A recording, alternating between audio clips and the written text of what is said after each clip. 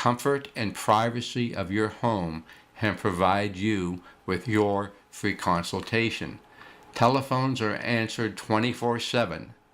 If I am not at the office or if I am with a client, my staff or answering service will send me a text and I will return your call in a timely manner. Thank you for taking your valuable time to listen to me today. I appreciate every listener and I look forward to meeting you at your earliest convenience.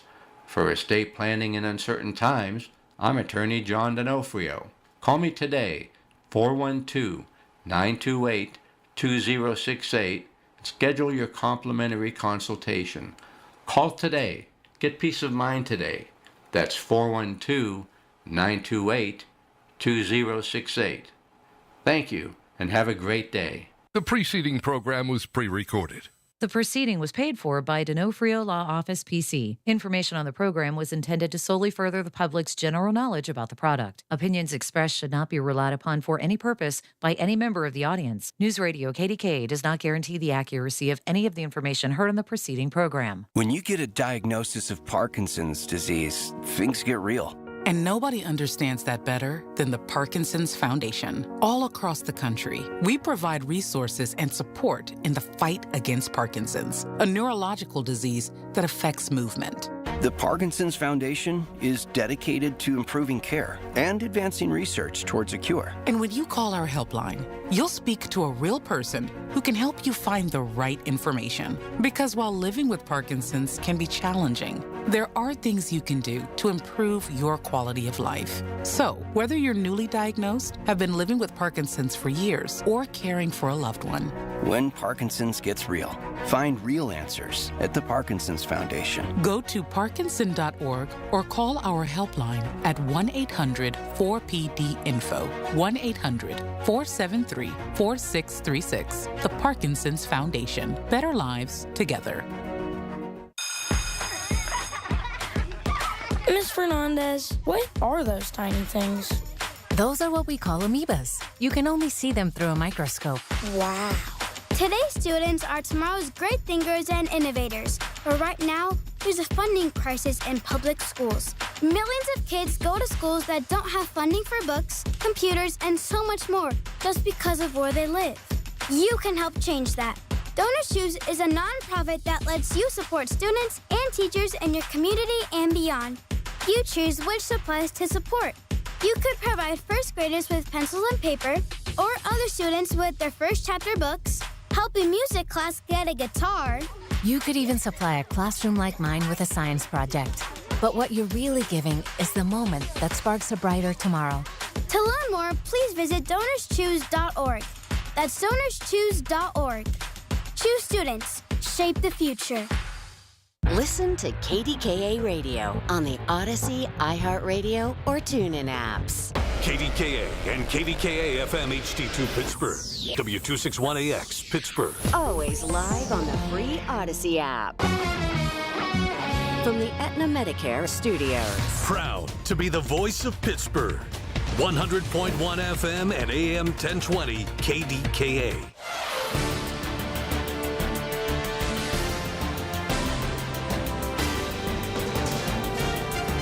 ABC News. I'm Mike Dubusky. President Trump says an agreement to end the war with Iran will be announced soon, saying a deal has largely been negotiated, but it's not a done deal. ABC's Alex Perche is in Washington. Iran's foreign ministry saying the two sides are in the final stages of drafting a framework that would give 30 to 60 days to hash out a broader agreement. They want to settle so badly. We have the greatest military. What's unclear is if this agreement includes a deal on uranium enrichment, missiles, or nuclear dust. It's been 2 months since Trump vowed to obliterate Iran's power plants within 48 hours if Iran didn't fully open the Strait of Hormuz. Sources in Israel, however, are expressing concern to ABC News about this potential deal, saying it signals to Iran they can use the strait as a weapon. Yesterday marked 12 weeks since the beginning of the war. Orange County, California remains under a state of emergency today as hazmat crews rush to cool down a tank full of chemicals that's at risk of exploding. That tank tank full of material often used to make plastics has been steadily heating up over the last few days. 60-year-old educator Patricia Rivera is staying at Ocean View High School in Huntington Beach after being evacuated from her home. I'm scared because I don't know what's going to happen, and I don't know if anything that already is in the air is going to affect us, or if it blows, what's going to happen. In total, 50,000 people are under evacuation orders in the area, about 35 miles outside of Los Angeles. And it's Memorial Day weekend, and that means millions of Americans are hitting the road to ring in the unofficial start of summer. But some drivers are feeling the pinch at the pump. It's making me cry, man. It's bad. We try and minimize the amount of mileage we're driving lately. 10 out of 10 would not recommend. AAA estimates 45 million people will travel more than 50 miles from home this weekend. You're listening to ABC News. Hot summer days and high energy bills are on the way. Upgrade your home's old leaky windows this month during Window Nation's Buy 4 Get 4 free sale. Yes, half of your new beautiful energy efficient windows free. Plus no money down and no monthly payments or interest for 2 years. Call now 866-200-8670 or windownation.com. In select markets, trust our family of brands, New South Window and ArmorView. That's 866-200-8670 or windownation.com to book a consultation. I've been telling you all about the secret war on our cash and the free report you can receive a copy of by contacting Swiss America at 800-289-2646. I'd also like to encourage you to subscribe to their podcast on YouTube. Just search Swiss America Trading. The podcast can provide you a ton of vital information and financial news in the challenging and uncertain times we're in. Subscribe today. Learn more about BRICS, industry leaders, and their market predictions for the future, along with what you might expect to see in terms of precious metal performance in the weeks and months ahead. Message and data rates may apply. 4 people are dead in Ukraine following a massive wave of Russian drone and missile attacks. Dozens more are injured, says ABC's Lama Hassan. Just hours after the U.S. Embassy issued the urgent security alert warning of a potential massive air attack, Russia launching one of the heaviest overnight attacks from the air, sea and land, using hundreds of missiles and drones, including the powerful hypersonic Oreshnik ballistic missile, which is capable of carrying nuclear warheads. Police have identified Nazir Best as the man who opened fire outside the White House last night before being shot and killed by authorities. ABC News senior White House correspondent Selena Wang was there when it happened. Secret Service personnel were not injured, but a bystander was struck by gunfire. Officials say the suspect has a history of incidents involving the White House. He encountered law enforcement in June 2025 for blocking a point of entry at the White House. He was detained and involuntarily committed for a mental evaluation. 1 month later, he was arrested after he attempted to enter a White House checkpoint, telling officers he was Jesus Christ and that he wanted to get arrested. And the Indy 500 is underway right now. It comes as the racing world mourns the death of Kyle Busch, who raced for NASCAR. He was hospitalized suddenly this week after visiting a General Motors facility. His family now says he died from pneumonia that developed into sepsis. I'm Mike Dubusky, ABC News. Thinking about starting weight loss treatment? GoodRx is here to help. We offer FDA-approved GLP-1 medications prescribed by licensed providers, including the Wegovy tablet, with straightforward pricing and pickup at your local pharmacy or delivery to your door. All from America's #1 prescription app. Go to goodrx.com/weight-loss to get started. GoodRx is not insurance. Cancel anytime. #1 prescription app ranked by a third-party study. By texting 64,000, you agree to receive recurring automated marketing messages from IQ Bar. Message and data rates may apply. No purchase required. Terms apply. Available at eatiqbar.com/policy/terms of service. Most protein bars are packed with sugar, carbs, and unpronounceable ingredients. There's a much better option. I'm Will, and I crafted IQ Bar plant protein bars with clean, functional, delicious ingredients to empower doers like you with superior brain and body fuel. Now you can get 20% off all IQ Bar products plus free shipping when you text radio to 64,000. That's radio to 64,000. The KDKA AccuWeather forecast is brought to you by JP Roofing and Siding, Pittsburgh's #1 Platinum Preferred roofing replacement contractor. Call 412-829-7711. Mostly cloudy this afternoon. A couple of showers, even a thunderstorm, I-73. A few showers and even a thunderstorm in the area tonight, low 62. Maybe a shower tomorrow. Mostly cloudy, I-77, and partly sunny Tuesday, I-83. For AccuWeather, I'm John Feerick, 100.1 FM and AM 1020, KDKA. And now? You want answers? I think I'm entitled. You want answers? I want the truth! You can't handle Lenny McAllister. The way we bring back America and bring people together is by making sure we hold everybody accountable in a 360 fashion. Yes, there is a change that we can believe in, but it will never come from a politician or a government program. Lenny McAllister. Well spoken. We got to move away from the American Idol soundbite nature of politics back to the American statesman of humble servant leadership that we used to see in politics. If we get some common sense governing from both sides of the aisle, we can finally get Americans through the recession, not just Wall Street. Principles or politics? I'd rather have principles. I speak to the kids in the street. Well, I'm never going to lay down being conservative just as much as I'll never lay down being a proud African American. I feel like a black Republican. Money I got coming in. Can't turn my back on the hood. I got love for them. Happy Sunday before Memorial Day. It's Lenny McAllister spending time with you for the next 4 hours. 866-391-1020. Let me remind you first and foremost that the phone lines will be open eventually. I have some interviews coming up. We're going to spend some time talking to some people because there are times where you need to be reflective in life. This is one of those weekends. So a couple of things to remember, if you will. Number one, it's not a happy Memorial Day. And I'm not saying that from the sense of trying to just nitpick. We want people to be happy. I get that. But we don't have Memorial Day because we're celebrating people that could be alive or are alive or, could be right down the street. These are people that made the ultimate sacrifice. So it's unlike the 4th of July. It's unlike Labor Day. It's unlike, I don't know, what other holidays do we celebrate? Juneteenth, where we have cookouts. It's unlike, I don't know, think of other celebrations. President's Day, Easter Sunday. This is different. Veterans Day. Veterans Day is a happy Veterans Day because you can shake the hand of any veteran and say thank you. Memorial Day is a day of cemeteries. It's a day of reflection. It's a day of mourning those that made the ultimate sacrifice and leaving aside why they were there, why there was a war, why there was conflict, what the political machinations were to get us in a conflict.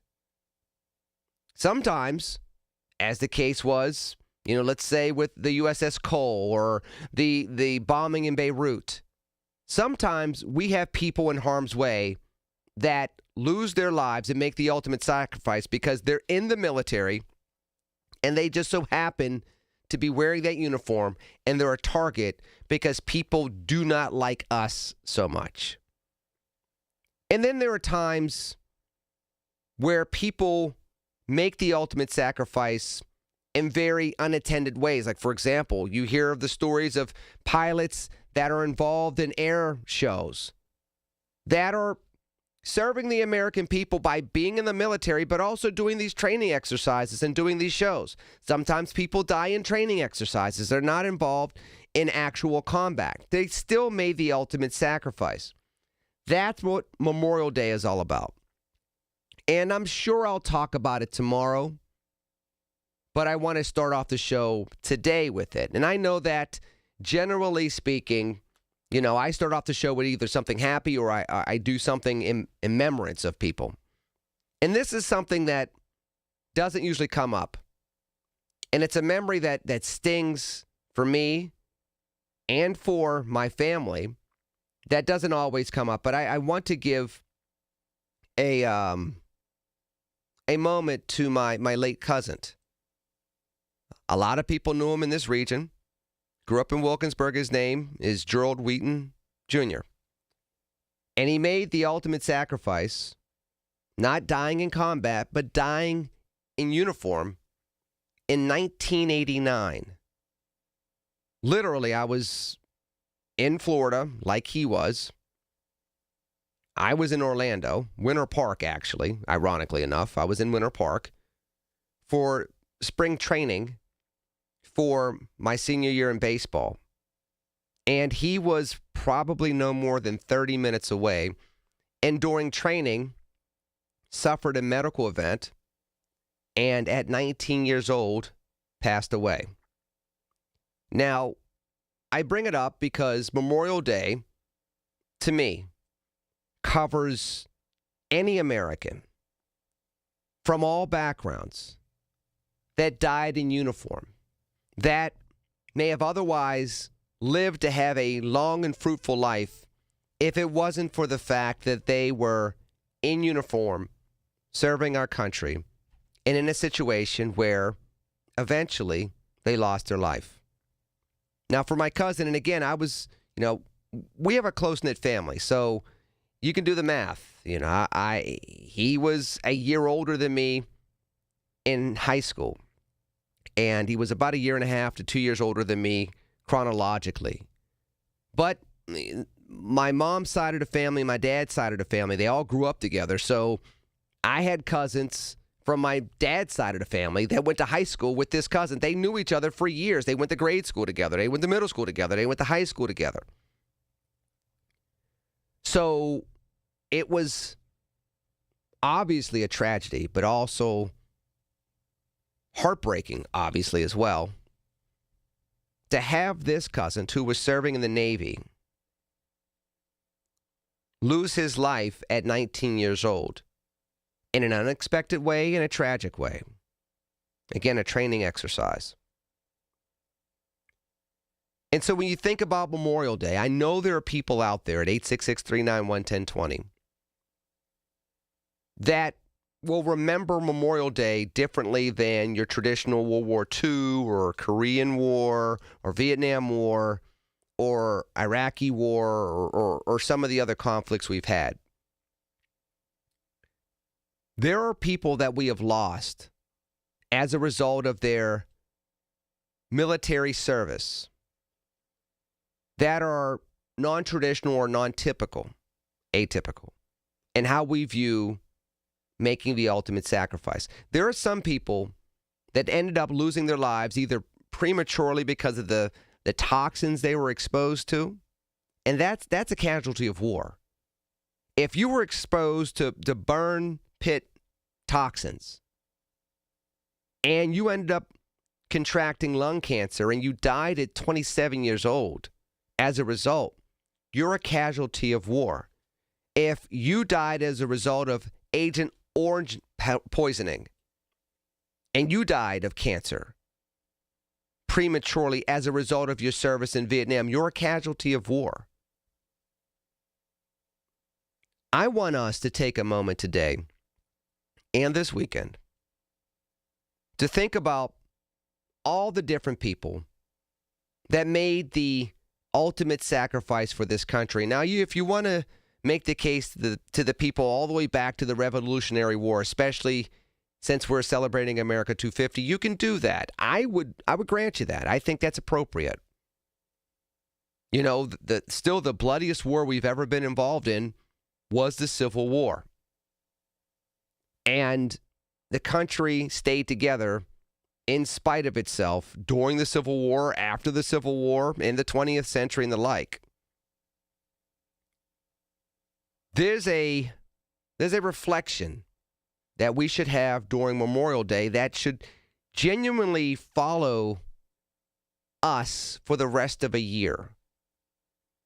It should be something we carry into the ballot box. It should be something that we talk about in the annals of government when it's time to uphold how we do government, how we build public policies, how we live out what American government, local, state, and federal, should be, which is a system of compromise, thoughtful debate, and working together, allowing the common values overtake individual motivations.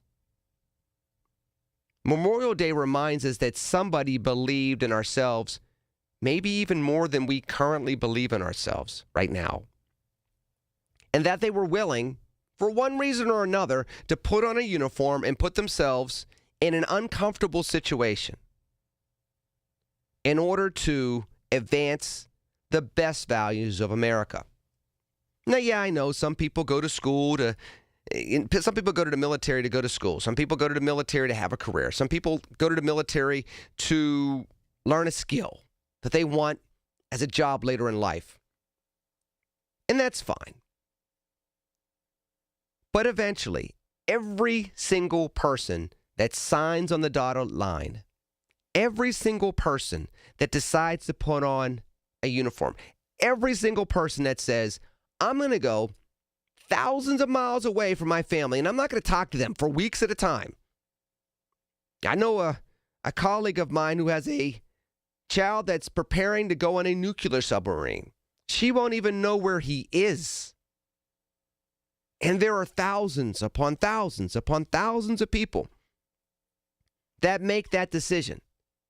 And there's a percentage of those individuals that made that decision for one reason or another, and they lost their life as a result. They decided that you and I were worth it, even with their own motivations, even with their own aspirations. They still had to say, I'll put myself in harm's way. I believe in this country enough. I love this country enough. And some of them loved it enough to give their lives. So as you spend your day off tomorrow, if you have tomorrow off, unlike me, I'll talk about that after the break. If you have tomorrow off, let it be a reflective Memorial Day, not a happy Memorial Day. Enjoy Memorial Day, but don't forget what Memorial Day is all about. Because I won't. And this weekend, it hits me particularly hard to think about my cousin, little Gerald. He knows we love him. And even almost 40 years later, we miss him. After the break, I'll talk to you a little bit about what else I got going on. And then we'll get to a couple of authors, one local, one national, both doing national things. And we'll talk about some other things with Algernon Cash. But that'll come up after the break here on News Radio KDKA. Your source for official traffic information. Hear it on News Radio KDKA. If you or anyone you care about is facing a family legal matter, call Cordell and Cordell today at 1-855-GET-LEGAL or visit CordellCordell.com to schedule your consultation. There's a lot on the line in divorce. This is Joe Cordell of Cordell & Cordell, the largest family law firm in the country, with over 35 years of helping clients navigate divorce. But being big doesn't mean less personal or less local. Our attorneys live and work in your community, and as neighbors, they understand the challenges your families face. Divorce touches all areas of your life: your home, savings, retirement, and of course, kids. So when you find yourself facing divorce, you need a partner you can count on. Visit CordellCordell.com to schedule your consultation. If you or anyone you care about is facing divorce, contact Cordell and Cordell today. With over 100,000 clients served, we understand the challenges you're facing on a personal level. Call Cordell and Cordell today at 1-855-GET-LEGAL. That's 1-855-GET-LEGAL. Pittsburgh and Cranberry Township. Joseph Cordell, licensed in Missouri and Illinois. My friends at NASCO Roofing take pride in exceeding customer expectations. Stephanie from Murraysville used NASCO for minor roof repairs. When a storm created substantial roof damage, she called NASCO. NASCO worked with Stephanie's insurance company and installed a beautiful brand new roof. NASCO has satisfied thousands like Stephanie. Get NASCO on your roof. Call NASCO Roofing, 412-373-2000, 412-373-2000. Most jobs done in a day. Special financing available. NASCO Roofing, NASCO. Get everything you need for the entire job delivered. From lumber to drywall, flooring, and fixtures, get it all delivered from the Home Depot. With same day, next day, or any day delivery. Staying on track and on time is crucial to your job. That's why it's our job to get you what you need when you need it. We deliver the supplies. You deliver the results. Brought to you by the Home Depot. You know that Big Bargain detergent jug is 80% water, right? It doesn't clean as well. 80% water? I thought I was getting a better deal because it's so big. If you want a better clean, Tide Pods are only 12% water. The rest is pure concentrated cleaning ingredients. Oh, let me make an announcement. Attention shoppers, if you want a real deal, try Tide Pods. Stop paying for watered-down detergents. Pay for clean. If it's got to be clean, it's got to be Tide Pods. Water content based on the leading bargain liquid detergent. Being diagnosed with leukemia, lymphoma, myeloma, or one of over 100 other types of blood cancer makes people want more time to do the things they love. That means more time to be artists, prom dates, world travelers, and moms. We are Blood Cancer United, the world's leading organization focused solely on blood cancer research, support, and advocacy. We do the most for more people with blood cancer, so people with blood cancer can do more of whatever they want. Blood Cancer United. Join us at bloodcancerunited.org. The KDKA radio text line is driven by Kenny Ross Auto Group. Find your best deal and Pittsburgh's best warranty at kennyross.com. SchultzFord.com. SchultzFord.com. SchultzFord.com. SchultzFord.com. Listen to KDKA Radio on the Odyssey, iHeartRadio, or TuneIn apps. Couple things I want to get to. You just heard the public service announcement about Blood Cancer United. I had an opportunity to be on one of their fundraising committees over the course of the last 6 months, which, you know, wonderful people. They raised almost $1 million in this region, which was a record-breaking effort. So kudos to all the people that led that effort. Jessica Kavanaugh, Merv Moorhead, of course, Merv Moorhead, part of St. Bart's University. You got to shout him out, of course. So first and foremost, very, very, very proud of those individuals. If you have an opportunity, look up Blood Cancer United Pittsburgh. I'm sure if you're willing to volunteer or donate, they would be very thankful for you doing that. So I just heard the PSA, and it made me go back to that. It also made me go back to the fact that the MC for this year's dinner, which I had a chance to attend, and it was really a celebration for my wife and me, because not only were we celebrating the fundraising efforts of my teammates, and they did 100% more than I did. I tried my part. I wasn't as successful as they were. I don't say that, facetiously. I say that kind of, with some shame. I really wanted to do better. I'm really competitive, and I really want to do good causes. So I was on the team. I was able to help the way I could, but all that said, that night was a celebration because it was the night before my wife graduated from college. So it was a little bit of a just hangout celebration of the two of us, which was nice. But in being there, I also had a chance to see Andrew Filipponi serve as MC. And I know that his first child passed away tragically soon after birth, and Gino. And he is involved in Blood Cancer United and just is still involved in their mix. I don't know the conditions under which Gino passed away, but I do know that Andrew has always had a heart for Blood Cancer United since Gino was born and went on to his heavenly reward. So I always feel really, really, really just proud of Andrew Filipponi for being the type of man that would put aside any pain that he would have, a dull pain that's never going to go away, but put it aside to help others overcome and achieve and grasp life. So again, I shout him out, and it was good to see him there that night. So that said, I wanted to make sure I mentioned that about Blood Cancer United. In regards to Memorial Day, I kind of gave a little bit of an Easter egg before the break that I will be here.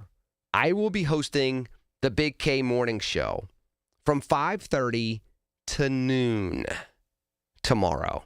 So it's like the Big K Morning Show, I would say it's the Big K Morning Show, or the Big K Morning Show. You can't say it's the big and then triple K, because that ain't going to work. But I will be here. Larry Richard has the day off.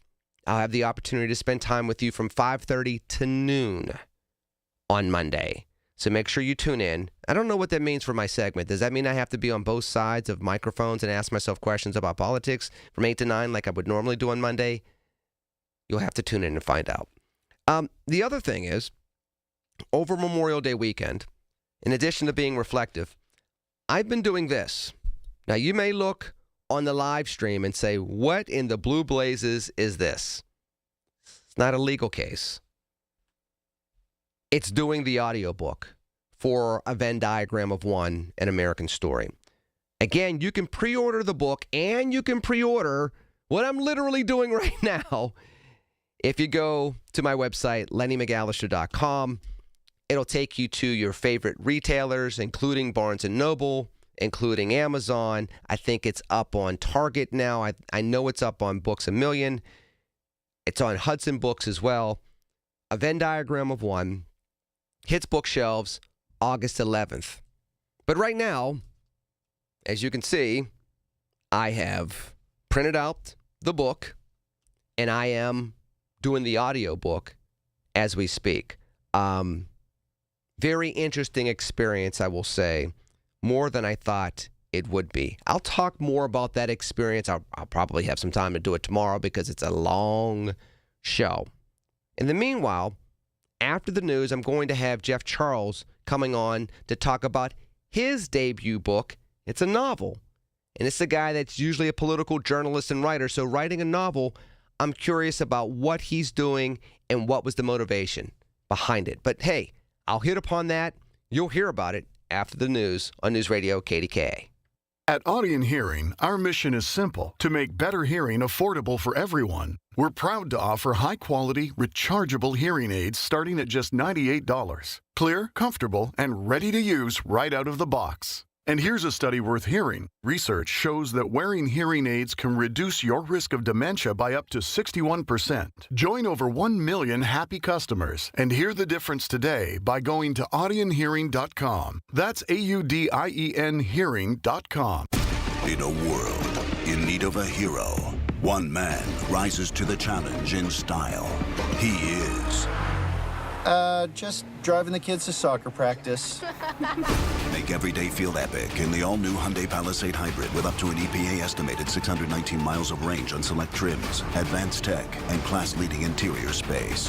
Visit HyundaiUSA.com or call 562-314-4603 for more details. And hey, come on, no cleats on the seats. When you get a diagnosis of Parkinson's disease, things get real. And nobody understands that better than the Parkinson's Foundation. All across the country, we provide resources and support in the fight against Parkinson's, a neurological disease that affects movement. The Parkinson's Foundation is dedicated to improving care and advancing research towards a cure. And when you call our helpline, you'll speak to a real person who can help you find the right information. Because while living with Parkinson's can be challenging, there are things you can do to improve your quality of life. So, whether you're newly diagnosed, have been living with Parkinson's for years, or caring for a loved one, when Parkinson's gets real, find real answers at the Parkinson's Foundation. Go to parkinson.org or call our helpline at 1-800-4PD-INFO, 1-800-473-4636. The Parkinson's Foundation. Better lives together. Being diagnosed with leukemia, lymphoma, myeloma, or one of over 100 other types of blood cancer makes people want more time to do the things they love. That means more time to be artists, prom dates, world travelers, and moms. We are Blood Cancer United, the world's leading organization focused solely on blood cancer research, support, and advocacy. We do the most for more people with blood cancer, so people with blood cancer can do more of whatever they want. Blood Cancer United. Join us at bloodcancerunited.org. Hearing the news every day is one thing.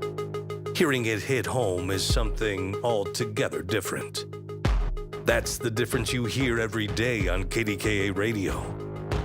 We go beyond the benign headlines and bring the news to life, your life. So stay here and hear the news and what a difference it makes.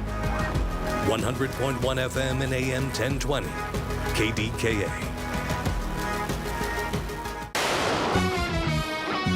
From the Aetna Medicare Studios. Proud to be the voice of Pittsburgh. 100.1 FM and AM 1020, KDKA.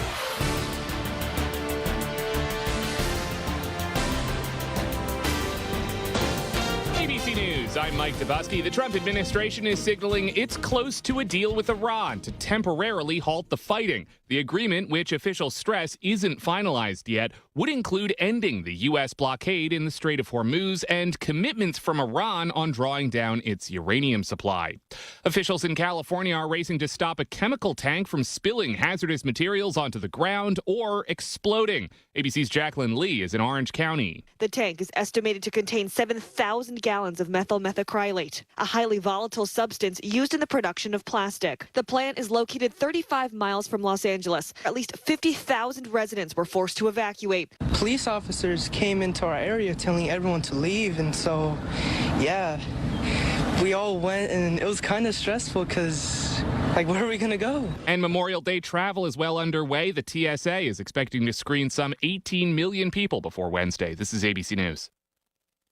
I'm John Morgan of Morgan & Morgan. If you've been injured in a car accident, call America's largest injury law firm. For over 35 years, my mission has been to deliver more for our clients, to deliver more for you. Injured? Visit forthepeople.com for an office near you. The best words to hear at the TSA security checkpoint? You're good to go. All it takes is a little preparation. Get to the airport early, bring a carry-on bag that fits in the overhead, and have an acceptable ID. Not all state-issued IDs will cut it. Check out tsa.gov/ID and see which TSA acceptable IDs make the grade, like a real ID or passport. Before you jet, do a little prep, and you're good to go. Check out tsa.gov/ID or the MyTSA app. Being diagnosed with leukemia, lymphoma, myeloma, or one of over 100 other types of blood cancer makes people want more time to do the things they love. That means more time to be artists, prom dates, world travelers, and moms. We are Blood Cancer United, the world's leading organization focused solely on blood cancer research, support, and advocacy. We do the most for more people with blood cancer, so people with blood cancer can do more of whatever they want. Blood Cancer United. Join us at bloodcancerunited.org. When you get a diagnosis of Parkinson's disease, things get real. And nobody understands that better than the Parkinson's Foundation. All across the country, we provide resources and support in the fight against Parkinson's, a neurological disease that affects movement. The Parkinson's Foundation is dedicated to improving care and advancing research towards a cure. And when you call our helpline, you'll speak to a real person who can help you find the right information. Because while living with Parkinson's can be challenging, there are things you can do to improve your quality of life. So, whether you're newly diagnosed, have been living with Parkinson's for years, or caring for a loved one, when Parkinson's gets real, find real answers at the Parkinson's Foundation. Go to parkinson.org or call our helpline at 1-800-4PD-INFO, 1-800-473-4636. The Parkinson's Foundation. Better lives together. Did you feel that drafty breeze from your windows this winter? Yikes, it was scary cold. But just as scary is that you now know that your windows will let in that hot, humid air all summer. Let PJ Fitzpatrick help reduce your utility bills with custom-made, double-insulated replacement windows. PJ provides peace of mind with a lifetime guarantee on materials and labor. Plus, PJ Fitzpatrick has a variety of financing packages that work with any budget. You can have it all. Visit trustpj.com today for your new windows. That's trustpj.com. Today, Sunday, May 24th, is the final day of our two-day sale. Isn't that right, Frank Tentisi? Right, Rob. In our meat department, Sugardale Hickory Smoked Bacon, 12-ounce packages, $2.89 each. In our produce department, avocados are 79 cents each. In the deli, yellow or white Land Lakes American cheese is $4.99 a pound. And stock up on these. On the border tortilla chips, 8 to 11.5-ounce bags, $1.99 each. And Turner's iced tea, 1-gallon jugs, 2 for $5. Coos Market, a Pittsburgh tradition. The KDKA AccuWeather forecast is brought to you by JP Roofing and Siding, Pittsburgh's #1 Platinum Preferred Roofing Replacement Contractor. Call 412-829-7711. Clouds, a few sunny breaks this afternoon, couple of showers and a thunderstorm around I-73. A few showers and a thunderstorm tonight, low 62. Mostly cloudy Memorial Day, maybe a shower I-77, partly sunny Tuesday I-83. For AccuWeather, I'm John Feerick, 100.1 FM and AM 1020, KDKA. Hi, this is Larry Richard. Join us Tuesday on the Big K Morning Show, 5:30 until 10. We will take you to Dublin, Ireland. Find out why.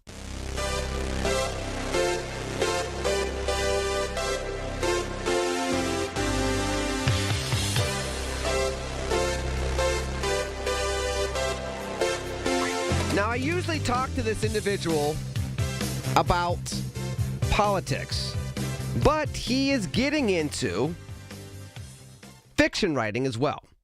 So here comes Jeff Charles. You know him, you love him. He's a political pundit. He is a political journalist and commentator, writes for townhall.com and other outlets. Jeff, I'll get to the other outlets eventually, including the interview you did for me, but we'll talk about that another time. I want to talk about the Grinning Golly murders. Yeah, thanks for having me on. Well, so let's talk about this, because my first thing that I want to know is why fiction writing? I mean, you're a guy that has been branded as a political writer for years now. Before I get into the actual story and where people can buy the book and everything else, I know that it's about to come out this upcoming week, right? Yeah, on Friday. Fantastic. Congratulations. But before I get to that, can I talk a little bit about the motivation? What prompted you to write this book? Because interestingly enough, it has just enough of a tinge of politics and civics and corruption in it, where it's like, he is somebody that's involved in politics. But it truly is a work of fiction, your first novel.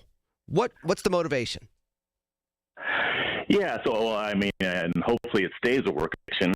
We can talk in a second, but basically, I mean, I've loved reading and reading fiction, mysteries, thrillers, literature, all kinds of things ever since I was a child, and I used to write little stories here and there, making up my own comics. And it's funny because I figured that actually writing a novel would be something that I did after I retired from politics, but last year, I decided, why not? I already write a lot for Town Hall, and I write a lot about politics and commentary, but why should I wait? So I decided to just take the plunge, and so the idea started coming, and now the novel's coming out on Friday. So, again, folks, the novel comes out Friday. It's called The Grinning Golly Murders, a Jackson Harlow mystery. So just the fact that you had that subtitle there, Jeff, a Jackson Harlow mystery, seems to indicate that you're introducing a character that you plan on being around for a while. So tell us a little bit about the protagonist. So the protagonist, like myself, is also a journalist. He works for a local outlet in New Orleans. He reports a lot on government corruption, government overreach, things like that. And there's a backstory about why he has such a problem with the government. But suffice it to say, he's very passionate about what he does. But sometimes when he reports on certain stories, it draws him into a murder mystery, and he becomes a sleuth. So, question, how much of you is Jackson? And how much of it is based on maybe somebody else that is a real-life person that you fictionalized? Because, again, as soon as you say involved in politics and investigates politics, I'm like, I think I've heard this one before. He's a guy that kind of looks like, I don't know, Jeff Charles. So tell me a little bit about how much you based it on you and other people versus saying, hey, I've always wanted to write about this type of character, whether they exist in real life or not. Yeah, so to a large extent, Jackson Harlow is a way much cooler version of me. So, I didn't want to go like the private investigator route because a lot of murder mysteries already include that. So I figured having a protagonist who's also a journalist gives him a reason to investigate stories, but he's not necessarily like a private detective or a cop. So I wanted something more along those lines. And, they say, write what you know. And I've been doing journalism for about a decade now. So I figured that'd be the perfect fit. But he does in a lot of ways represents what a journalist should be, somebody who speaks truth to power and exposes corruption instead of functioning as a mouthpiece for local, state, and federal governments. So that was kind of my intent with the Jackson Harlow character. Politics does play a part, but it never eclipses the story. The story comes first. And whatever point I might be making or even not making, that's secondary. And in the Grinning Golly murders, he quickly finds out that this murder is more than just a murder. It's something else reflecting a political reality.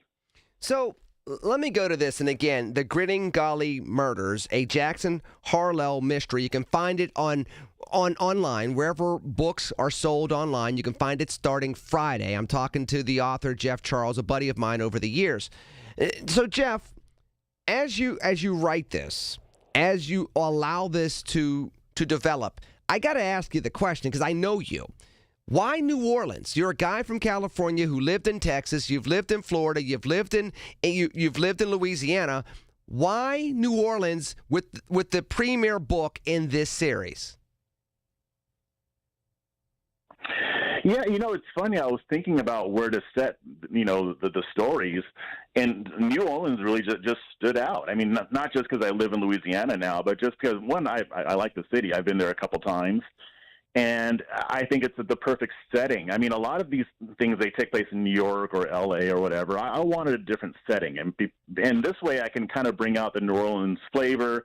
I've got some history going on, especially, Southern-type history. Also, the protagonist is a black man. So in New Orleans, the black population, I think, is like 30 or 40%. So it fits. So to me, I just felt like it would be something a little more fresh.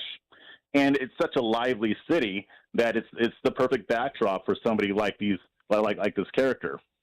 So, tell me a little bit about the title, Jeff. And again, I'm talking to Jeff Charles, the author of The Grinning Golly Murders, a Jackson Harlow mystery. Now, and I keep looking at Grinning Golly. So, without tipping us off too much as to where the Blue Blazes you got, and you got to give me a Blue Blazes once during a conversation. During the Blue Blazes, I got a BOCO coupon for that. Grinning Golly, without tipping us off too much as to where you got that from, tell us a little bit about specifically that phrase. Not exactly a phrase you see all the time in the title of books or slapped on a billboard somewhere. Yeah, I'll make the story really quick because it involves a mutual friend of ours.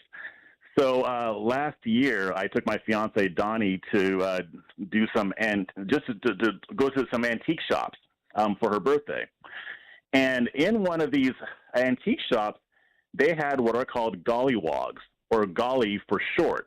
Now, for those who don't know, gollywogs were I'd hate to call them pieces of art, but there were things that were made specifically during the Jim Crow era to poke fun at black people. So, like, you'll see mammy dolls with, like, the exaggerated red lips and, like, the cold black skin.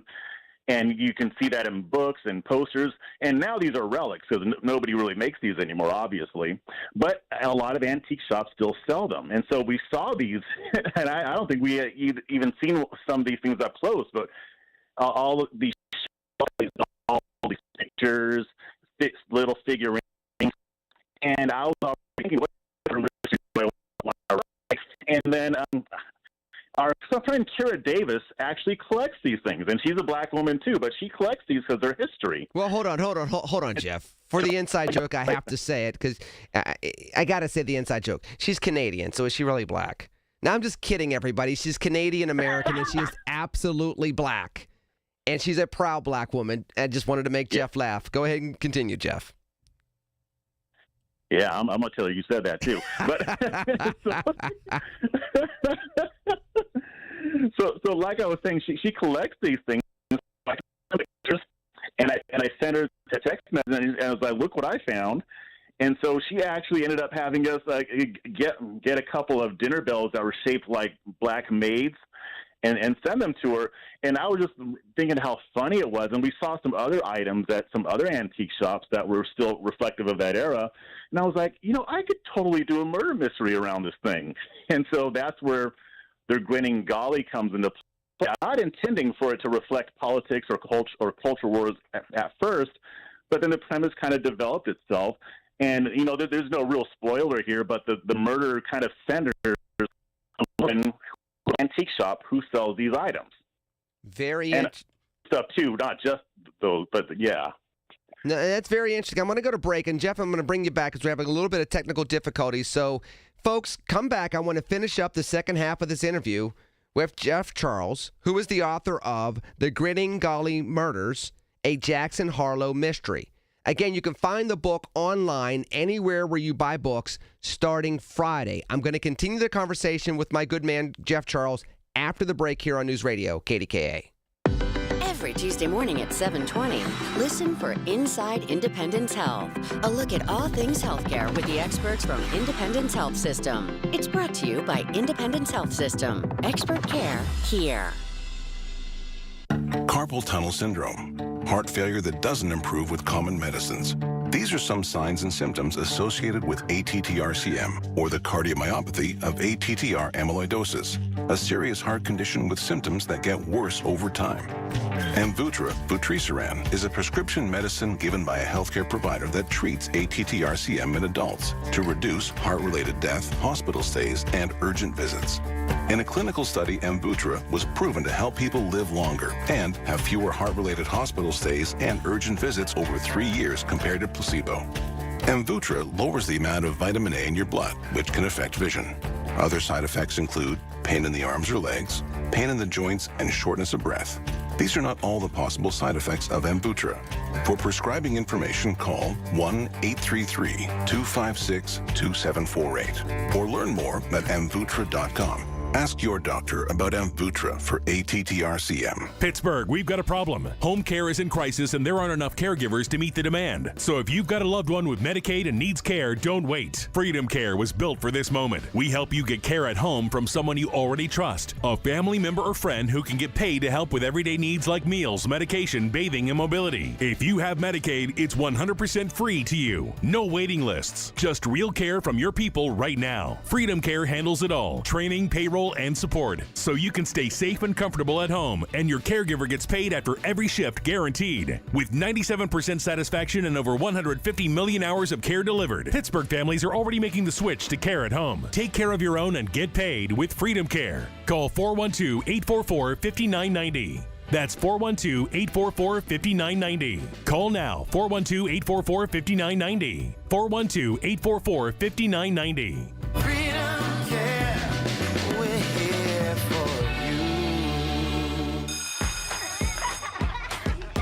Miss Fernandez, what are those tiny things?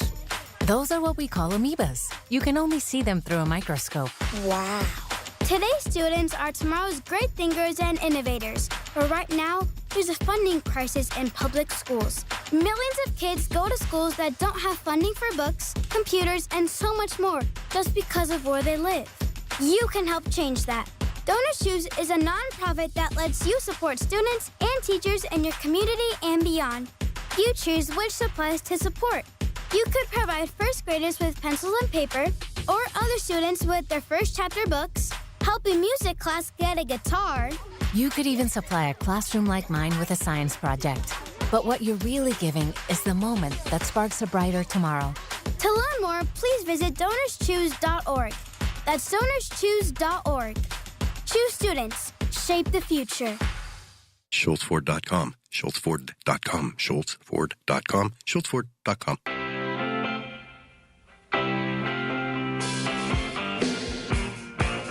I'm talking to my buddy Jeff Charles, author of the premiere book of the series, it sounds like, with Jackson Harlow. This one's called The Grinning Golly Murders, a Jackson Harlow mystery. Jeff, with this premiere, how much did you intentionally blend race, culture, politics into this book?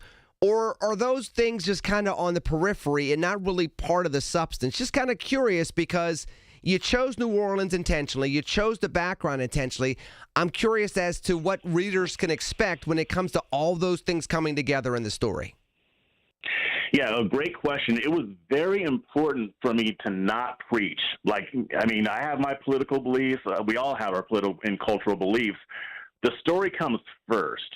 So the cultural and racial dynamics are more the backdrop, but the reality is that Jackson Harlow is trying to figure out who killed the owner of the antique shop, and he's learning more about who she was and how this kind of plays out against this broader culture war that's happening in New Orleans based on what she was selling.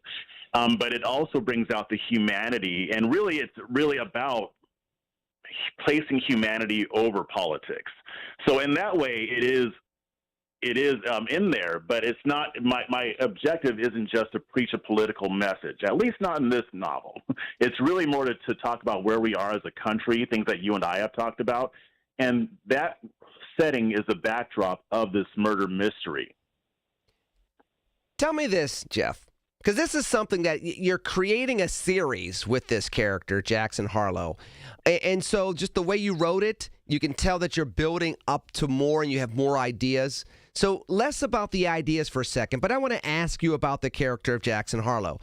Tell me a quirk, tell me a personality trait that's going to make the reader say, I either like this guy, or this guy's weird, or this guy's fascinating, or I want to root against this guy, but I can't, but I don't necessarily like this about this guy. Is there any particular or maybe set of characteristics that you intentionally wrote into his character to make people at least evaluate a certain quirk or trait about him?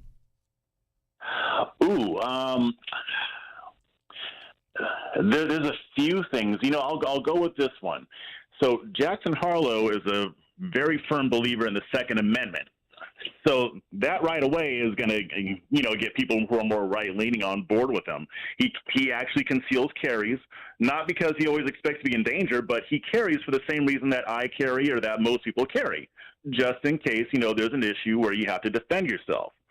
And he very much believes in the sanctity of those values. So he doesn't run around shooting people. He's not an action star. It's just something that he was raised with because his father raised him around guns, and it's kind of a part of who he is.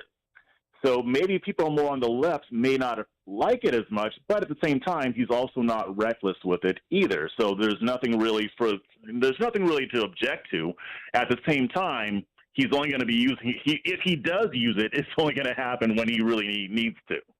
So tell me something about the story that's just a little bit different than the average murder mysteries that one would read. If they're going to grab your novel, The Grinning Golly Murders, a Jackson Harlow mystery, and they're going to take this book to the beach when they're on vacation, because, everybody buys a book to read on vacation, then they read half of it, and then they don't read it while they're on the beach, but they may read it on the plane on the way home. What's going to be a little different about yours, Jeff?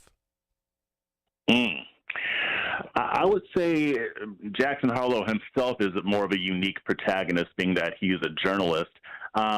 People, I think, will appreciate his sense of humor. But I think with this particular story, murder mysteries are pretty cut and dry. Who done it? Somebody dies, and then the protagonist has to figure out who did it. This has a lot more layers to it because there's also a lot of character growth, character development. It's really about seeing who people are behind whatever political beliefs they have or cultural beliefs. Some of the material might be a little challenging because I am dealing with some controversial subject matter here. But I think really if there's one thing that I would want people to take away from it is the idea that people should see each other as human beings and that nobody knows somebody's full story until they actually sit down and speak with them. That's an overarching theme throughout this whole series, or throughout this whole novel. Dig it. One more question. Again, I'm talking about The Grinning Golly Murders, a Jackson Harlow mystery. I'm talking to my buddy and author, Jeff Charles. One final thing I'm going to ask you, kind sir. And again, I'm an author. I've done things, and I know how this works, so I'm going to put the caution flag out there for you. Don't run through the caution flag, but I still want you to go fast. Here's the question. Give us one Easter egg to look for in the book. And you can be as vague as you want. You can be as direct as you want. But give us one Easter egg that when people are going to buy your book and start cracking open the book, they look for, and that ends up being the hook that gets them through the whole book. Ooh, okay. I think what the hook is that there's going to be a lot of people saying things that sound very familiar if you watch cable news or if you consume news online. There's a lot of stuff is going to sound pretty familiar, and some of it you might not like because it might go against whatever political team you're on, but there's going to be truth to it. Interesting. One final question, because I got a little bit more time. What was your favorite thing about Jackson that you put into his character? What was the thing that I really like that he does that? Is there one thing? Yeah, his sense of humor. He has a very acerbic wit, and he tends to use humor to deflect tension, and also just because he likes to make people laugh. But he has a very noir, like dark, cynical sense of humor, and I did that deliberately because that's the kind of sense of humor I grew up with. Understood. One final question after that. I got to ask one more thing. Again, I'm talking to Jeff Charles, author of The Gritting Golly Murders, a Jackson Harlow mystery.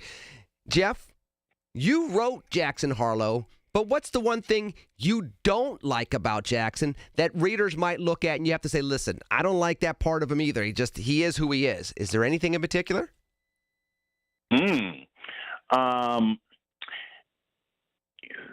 Sometimes he gets a little reckless, honestly, and sometimes he tries to have an open mind, but when his emotions are involved, especially if he cares about somebody, he doesn't always think as clearly as he should. That sounds like pretty much every man in America. So he's an everyday guy. Yeah. Good thing, Jeff. Listen, congratulations on the book. I'm talking about his debut novel, The Gritting Golly Murders, a Jackson Harlow mystery. Go pick it up. It's out there starting Friday. Pick it up online, anywhere you buy books. Jeff Charles, thank you for joining me here on News Radio KDKA. Thanks for having me on. I appreciate it. No problem at all. Hey, folks, I'm going to Algernon Cash next. I'm going to Michael Thornhill after that. 866-391-1020. The phone lines will open eventually here on the one and only News Radio KDKA. While you sleep, there are people you've never met who are working hard to make your morning. People who get up at ungodly hours to make sure you get the information you want. People who dedicate their lives to make yours better while you sleep. These people come together during the Big K Morning Show with Larry Richert, 5:30 to 10 in the morning, to make sure you have the best news, traffic, and weather to start your day. 100.1 FM and AM 1020 KDKA. The Village at St. Barnabas, the perfect place for mom. By texting 64000, you agree to receive recurring automated marketing messages from Pocket Host. Message and data rates may apply. No purchase required. Terms apply. Available at pockethost.com/terms. Hi, I'm Richard Karn, and the world's #1 expandable hose has gone ballistic. The brand new Pocket Hose Ballistic is here, and it's the hose I reach for every time. This brand new anti-burst sleeve uses an extraordinary new liquid crystal polymer used in bulletproof vests, tough enough to handle anything your outdoor tasks throw its way. And that's not all. The Pocket Hose Ballistic comes with even more upgrades like thicker washers that resist leaks and an enhanced UV coating so your hose looks brand new year after year. What could be better than that? How about not one, but 2 free gifts with your purchase? For a limited time, when you purchase a new Pocket Hose Ballistic, you'll get a free 360-degree rotating pocket pivot and a free thumb drive nozzle. Just text SUMMER to 64,000. That's SUMMER to 64,000 for your 2 free gifts with purchase. That's SUMMER to 64,000. 100.1 FM and AM 1020 KDKA. Covered by JP Roofing and Siding. Pittsburgh's #1 platinum roofing company. Listen to KDKA Radio on the Odyssey, iHeartRadio, or TuneIn apps. KDKA and KDKA-FM HD2 Pittsburgh. W261AX Pittsburgh. Always live on the free Odyssey app. From the Aetna Medicare Studios. Proud to be the voice of Pittsburgh. 100.1 FM and AM 1020 KDKA.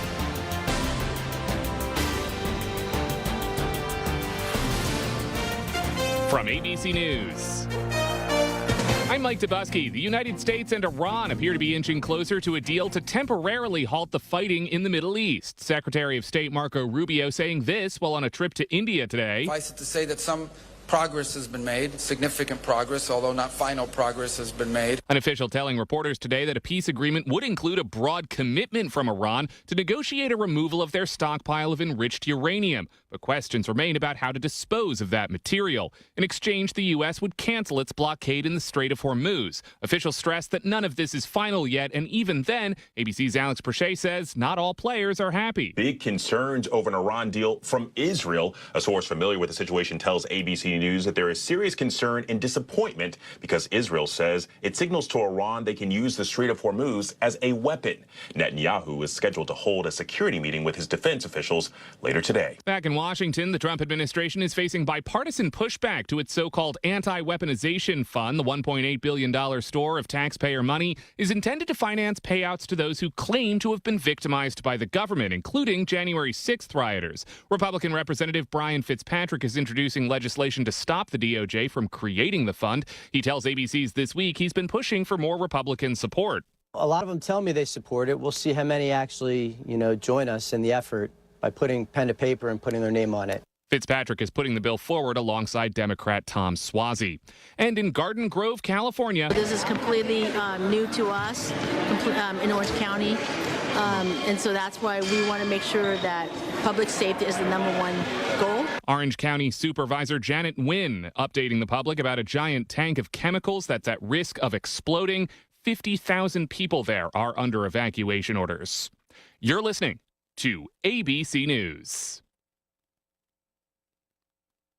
Hot summer days and high energy bills are on the way. Upgrade your home's old leaky windows this month during Window Nation's Buy 4 Get 4 free sale. Yes, half of your new beautiful energy efficient windows free. Plus no money down and no monthly payments or interest for 2 years. Call now 866-200-8670 or windownation.com. In select markets, trust our family of brands, New South Window and ArmorView. That's 866-200-8670 or windownation.com to book a consultation.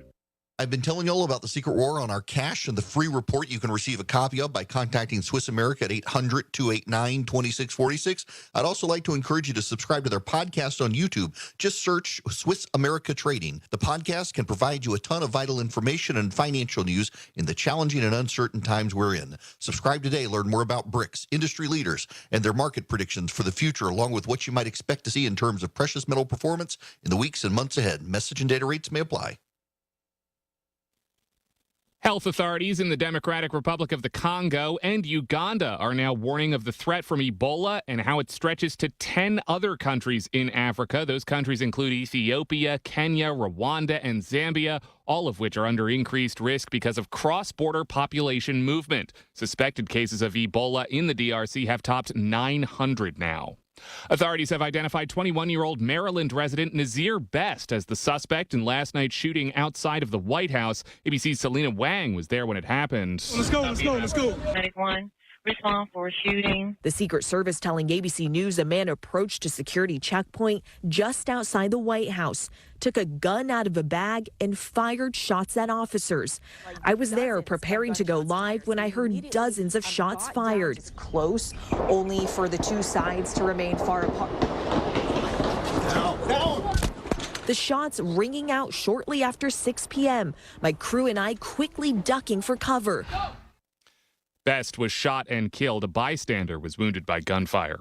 Right now, 33 cars are lapping the Brickyard for the Indianapolis 500. Indiana resident Bill Pranier has attended the race 5 times. The entire state comes together in one place for this whole race. It's the greatest spectacle in racing. Right here is the center of the universe in May. I'm Mike Dubusky, ABC News. If you or anyone you care about is facing a family legal matter, call Cordell & Cordell today at 1-855-GET-LEGAL or visit CordellCordell.com to schedule your consultation. There's a lot on the line in divorce. This is Joe Cordell of Cordell & Cordell, the largest family law firm in the country, with over 35 years of helping clients navigate divorce. But being big doesn't mean less personal or less local. Our attorneys live and work in your community, and as neighbors, they understand the challenges your families face. Divorce touches all areas of your life, your home, savings, retirement, and of course, kids. So when you find yourself facing divorce, you need a partner you can count on. Visit CordellCordell.com to schedule your consultation. If you or anyone you care about is facing divorce, contact Cordell and Cordell today. With over 100,000 clients served, we understand the challenges you're facing on a personal level. Call Cordell and Cordell today at 1-855-GET-LEGAL. That's 1-855-GET-LEGAL. Pittsburgh and Cranberry Township. Joseph Cordell, licensed in Missouri and Illinois. The KDKA AccuWeather forecast is brought to you by JP Roofing and Siding, Pittsburgh's #1 Platinum Preferred roofing replacement contractor. Call 412-829-7711.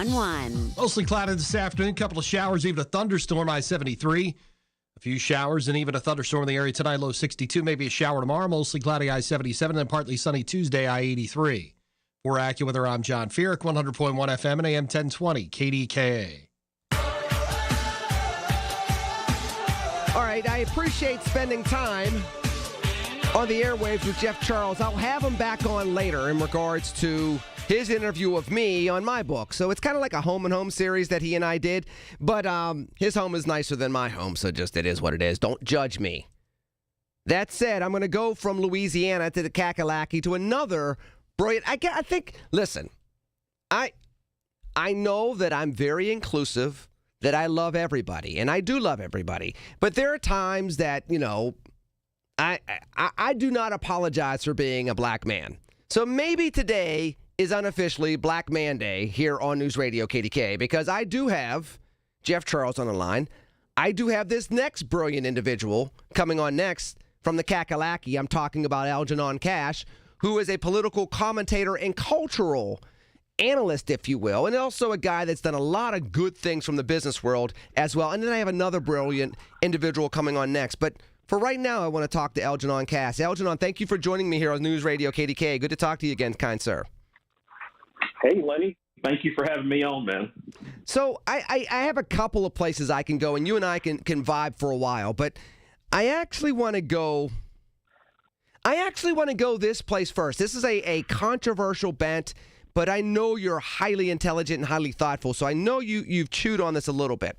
So for those of you that have not been paying attention out there, there is a little bit of feedback online and pushback online and brushback online of the former First Lady, Michelle Obama, because she was on an interview recently where she talked about, in essence, understanding the MAGA persona and saying that I'm not going to call everybody in MAGA a bunch of racist, a bunch of hateful people, because they had legitimate concerns that prompted them to go MAGA that weren't being addressed going into 2016, which indirectly is a critique of her husband's administration, but is greater directly a critique of where politics was going in a way to try to explain the MAGA phenomenon.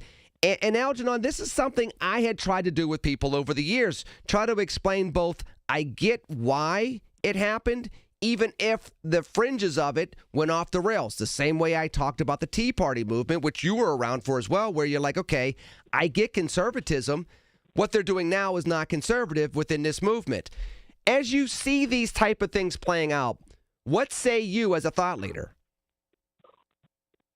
Is your question more so, was Obama the trigger to the MAGA movement, or? No, less the trigger to the MAGA movement, but more I understand that there were conditions that were out there that prompted people to look for solutions, and they were looking around at different solutions, including the Tea Party movement, which then became the birther movement, which then kind of morphed into being MAGA, that you can understand the root cause of it, even if you don't understand how it got to its, final conclusion. Yeah, I mean, I definitely can understand the root cause of it. I think, like many political movements in our country over many, many decades, the root cause a lot of times is fear. And, life changes very quickly. Our country is constantly in motion and changing. The economy is rapidly changing. And when people perceive that things are changing too quickly, they become fearful. And the more fearful you become, the more you can become aligned with identity politics. And as you become more aligned with identity politics, you become more susceptible to these various movements, as we like to call them. But when you look at even the Tea Party movement, it was something that was born during the Obama administration, but I would argue that the seeds for the Tea Party movement was planted in the early 90s when you started seeing rapid shifts in the economy and job losses and offshoring of jobs and people just growing more and more disillusioned about their own state of life.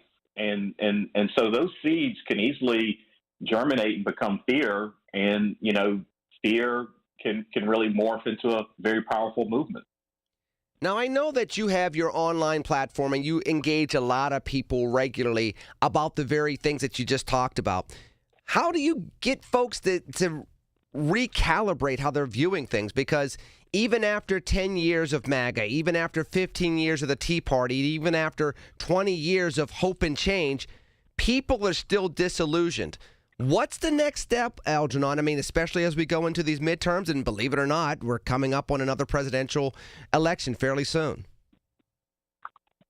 Well, Lenny, that's a tough question to answer. I mean, in terms of what the next step is.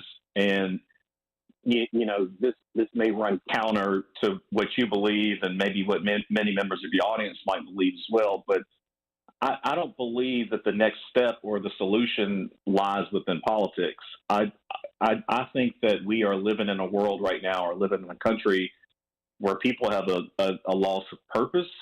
They don't understand what their purpose is. Again, just as I just stated, they're watching so many things change around them very rapidly. And when you don't have a purpose that can really anchor you in the midst of a lot of change, you tend to attach to anything. You become way more susceptible to attaching to political messaging, whether that's from the left or the right. I'm not saying that one side is better than the other, but you become very susceptible to attaching to that message when you don't understand your own internal purpose. So when you ask me the question, what's next, I think what's next for this country and really for the world at large is that more and more people need to awaken. More and more people need to become more aware and self-aware of what their individual purpose is. And that's not going to come from Donald Trump. That's not going to come from Chuck Schumer. That's not going to come from any one of these political parties. And it's ironic that you would say that, Algernon, because I play the March of the Black Republican at the beginning of every show. And there's a sound clip from the 2009 Sweet Tea Party in Charlotte, North Carolina, where I say, yes, there is change that we can believe in, but it'll never come from a politician or a government program. And when I said it in 2009, Algernon, you can imagine the people in the audience at that point in time went nuts because they knew it was a pushback against President Obama.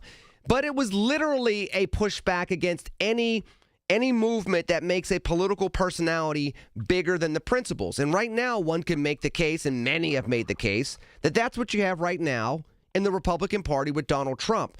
So if the solution is truly outside of politics, what are the types of things that people can put in place so that we're recalibrating our focus so that politics can work better again, business can work better again, and education can work better again?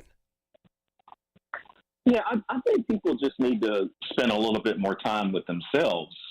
And we've just gotten into a place, Lenny, where the world has become extremely noisy. There's just so many messages that are bombarding your mind on any given day, whether that's coming from social media or you're listening to this radio program or you're watching the news or wherever you're, feeding and digesting content. I mean, the world has just gotten really noisy. And Lenny, there are so many people out here in so many different types of institutions, whether it's politics or religion, corporations, media, financial institutions. There is no short list of people that are ready to tell you what you should think and believe. And so I think because people haven't spent enough time with themselves, they don't really understand what their own values are. They don't understand what their own purpose is. They don't understand what their own priorities are. And when you just don't understand yourself, well, then you can fall for anything. And so I think that if people really, for us to move forward, it's going to require for individuals to start spending more time with themselves and their families and start answering questions around what's most important to me. What are my values? What are the values of my family? And your values might be different from mine. You may not believe the same thing that I believe. But this idea that we all have to be homogenized and that we should all be following these institutions and just going along with whatever they project and whatever they say we should think and believe, that has to come to an end. I mean, some kind of way, Lenny, we've got to get back to some real self-awareness and critical thinking. And I don't see that in mass within our country right now. And you're right. I agree with that we have to get back to that. But I'm curious.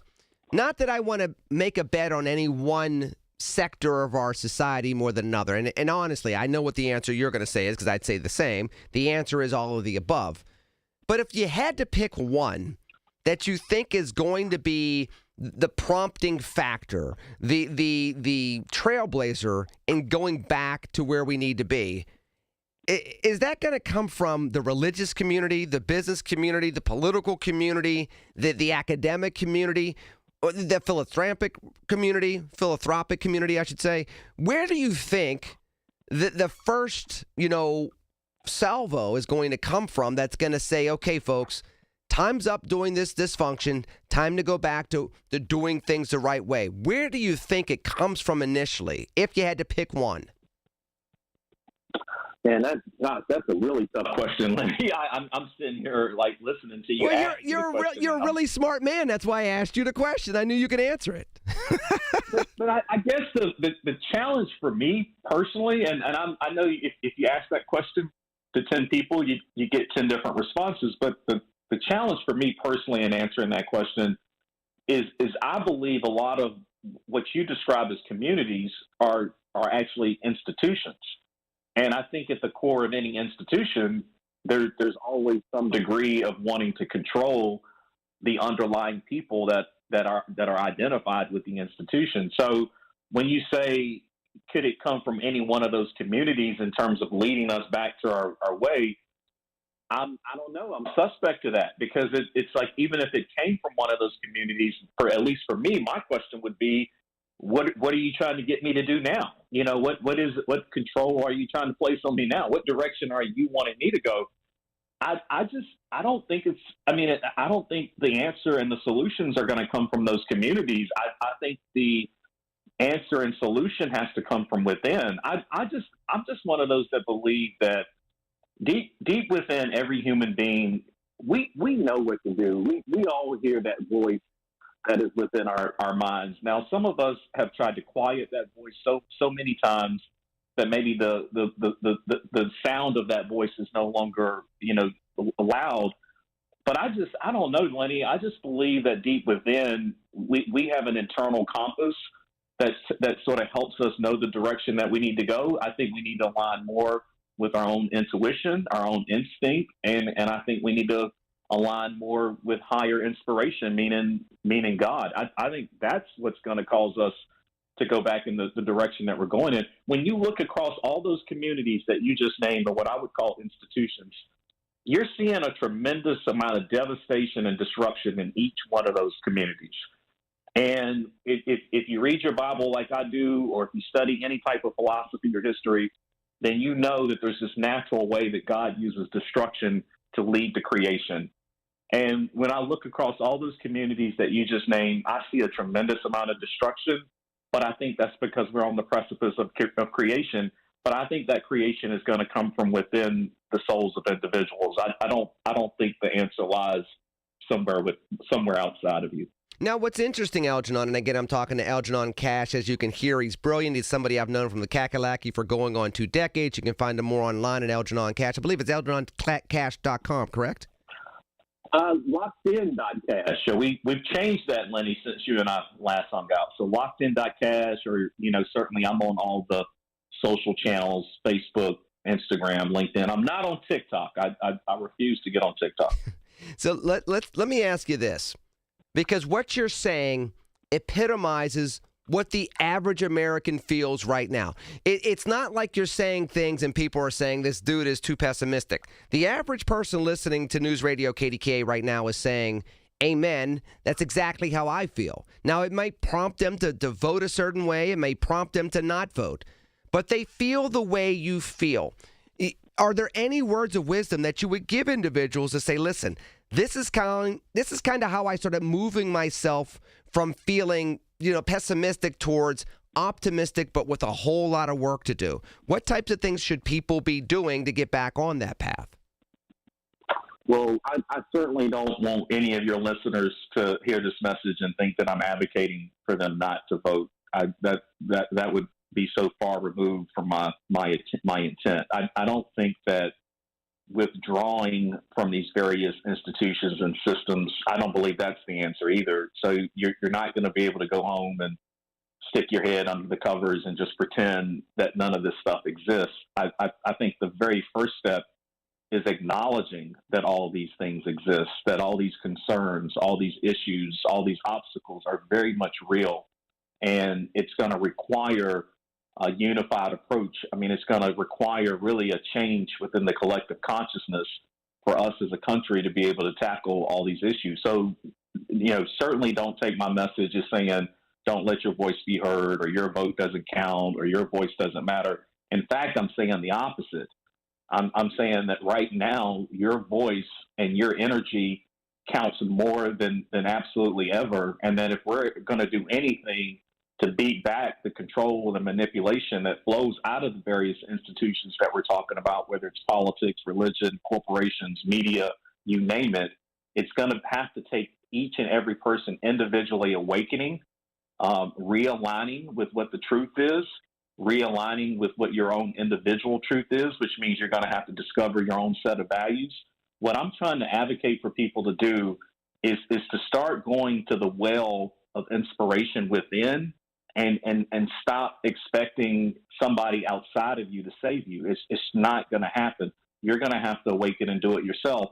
And that does mean that you're going to have to study and understand what's going on with these systems. You do have to show up in November and vote. So if you show up in November and vote, don't vote because somebody told you to or how they told you to vote. Understand what's in it for you.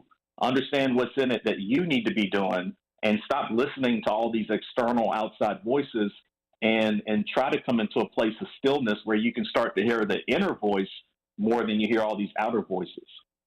Algernon Cash, before I let you go, one final question. Where do you think we sit after the midterms? I mean, there's a lot of change that needs to happen if people infuse themselves into trying to change what they're getting out of politics. And let's say there's, whatever ends up happening out of the midterms, whether it's houses get flipped or houses don't get flipped. What do you think is going to be the end result of what we need to do next after that happens? More the same, or do you think there'll be a recalibration, systemically as a result of November? Yeah, I think there's going to be a huge shift in November. I mean, and let's move away from just this higher level, more spiritual message that I've had this Sunday, and let's just move into the nitty gritty, realities of politics. I think the president is going to lose the House. I mean, that's been pretty clear going back to last year, and we know that typically occurs with midterm elections for whatever party that actually has control of the White House. I think the president, through his inability to get out of his own way, and for whatever reason, his inability to stop campaigning, like he actually won the election almost 2 years ago, but he can't seem to stop campaigning and shifting into a posture of governing. And because he hasn't been able to do that, he's actually now put his own Senate in play. So you really could see Democrats take both chambers of Congress, which is going to really set up an interesting battle between Congress and the White House. I would love to say that, Lenny, that's going to be the beginning of some big institutional shift, but I don't believe it is. I think we're going to sit back as voters and Americans the next couple of years, and we're going to watch these two parties go at it, and they're going to be fighting it out, and they're going to be fighting for control and authority and power. And in the midst of that, your ordinary listeners are going to be wondering about themselves. And I think when you look at history, that continues to be the case, that these two parties go at war with one another. They spend billions and billions of dollars to have positions of influence and control and authority over the 300 million people living in this country. But at the end of the day, they're not thinking, Lenny, about our very own neighbors who can't put food on the table who can't afford medicine, that don't know if they're going to have enough money to pay rent next month. All these problems and issues that we continue to elect these people to go solve, they continue to persist. You know, in the midst of these elected officials and parties getting rich off of the fear and the anger and the resentment that they're creating amongst the people. And so I don't particularly believe that's going to shift because of the midterms. What I actually believe is going to occur, I think Democrats have been very publicly against Trump and very publicly against some of the things that he's been doing, and rightfully so, because I do think he's abusing power. I do think he's trying to concentrate authority within the executive branch. But, you know, Democrats may decry what Trump is doing in public, but my theory is that secretly behind closed doors in the rooms that we can't see into, they're actually happy to see all this. They can't wait to get a Democratic candidate in the White House in 2028 or 2029 to start to experiment with all these things that Trump has unleashed in the last year and a half. So no, I'm not optimistic that these institutions are getting ready to get any better. I actually think they're going to get worse. Now, here's where my optimism comes in. I think people are seeing, they're standing and they're watching what's going on, and they're watching the facade drop in politics. They're watching the facade drop within these companies, within financial institutions. They're watching this happen. And that's the reason why all of a sudden, I think in the last year or so, you're starting to hear about more young people wanting to get back into the church. That's the reason why I think people are becoming more and more curious. They're asking more questions. They're searching for things that they normally wouldn't be seeking for. So that's where my optimism is, Lenny. My optimism is in the people and their ability to see through all this crap and say, okay, hey, you know what? We do need an awakening. I do need to return back to self. I do need to understand what's most important for me and my family. And I do need to be pursuing my purpose instead of pursuing whatever these various political institutions tell me that I should be pursuing. Algernon, we're going to continue this conversation the next time. Fascinating insights. I always enjoy catching up to you. I'm sorry it's taken so long to do it over the years, but I'm glad we've reconnected. I'm talking to Algernon Cash. You can look up more of his information at LinkedIn Cash. Is it LinkedIn or Locked In? It's LockedIn.cash. And don't forget, Lenny, we're going to have you on my show. And people, if you want to learn more about my show, Locked In with Algernon Cash, not only can you see that at LockedIn.cash, but you can also see clips on YouTube. Child of God, I'm looking forward to it. It's great to talk to you. You enjoy the rest of your Sunday, and thank you for joining me here on News Radio KDKA. You too, sir. Folks, I'm going to take it from national to local and national with Michael Thornhill after the news on News Radio KDKA. Your source for the AccuWeather forecast. Hear it on News Radio KDKA. Soldiers and Sailors Memorial Hall and Museum recognizes Pennsylvania's combat veterans who have received medals for gallantry.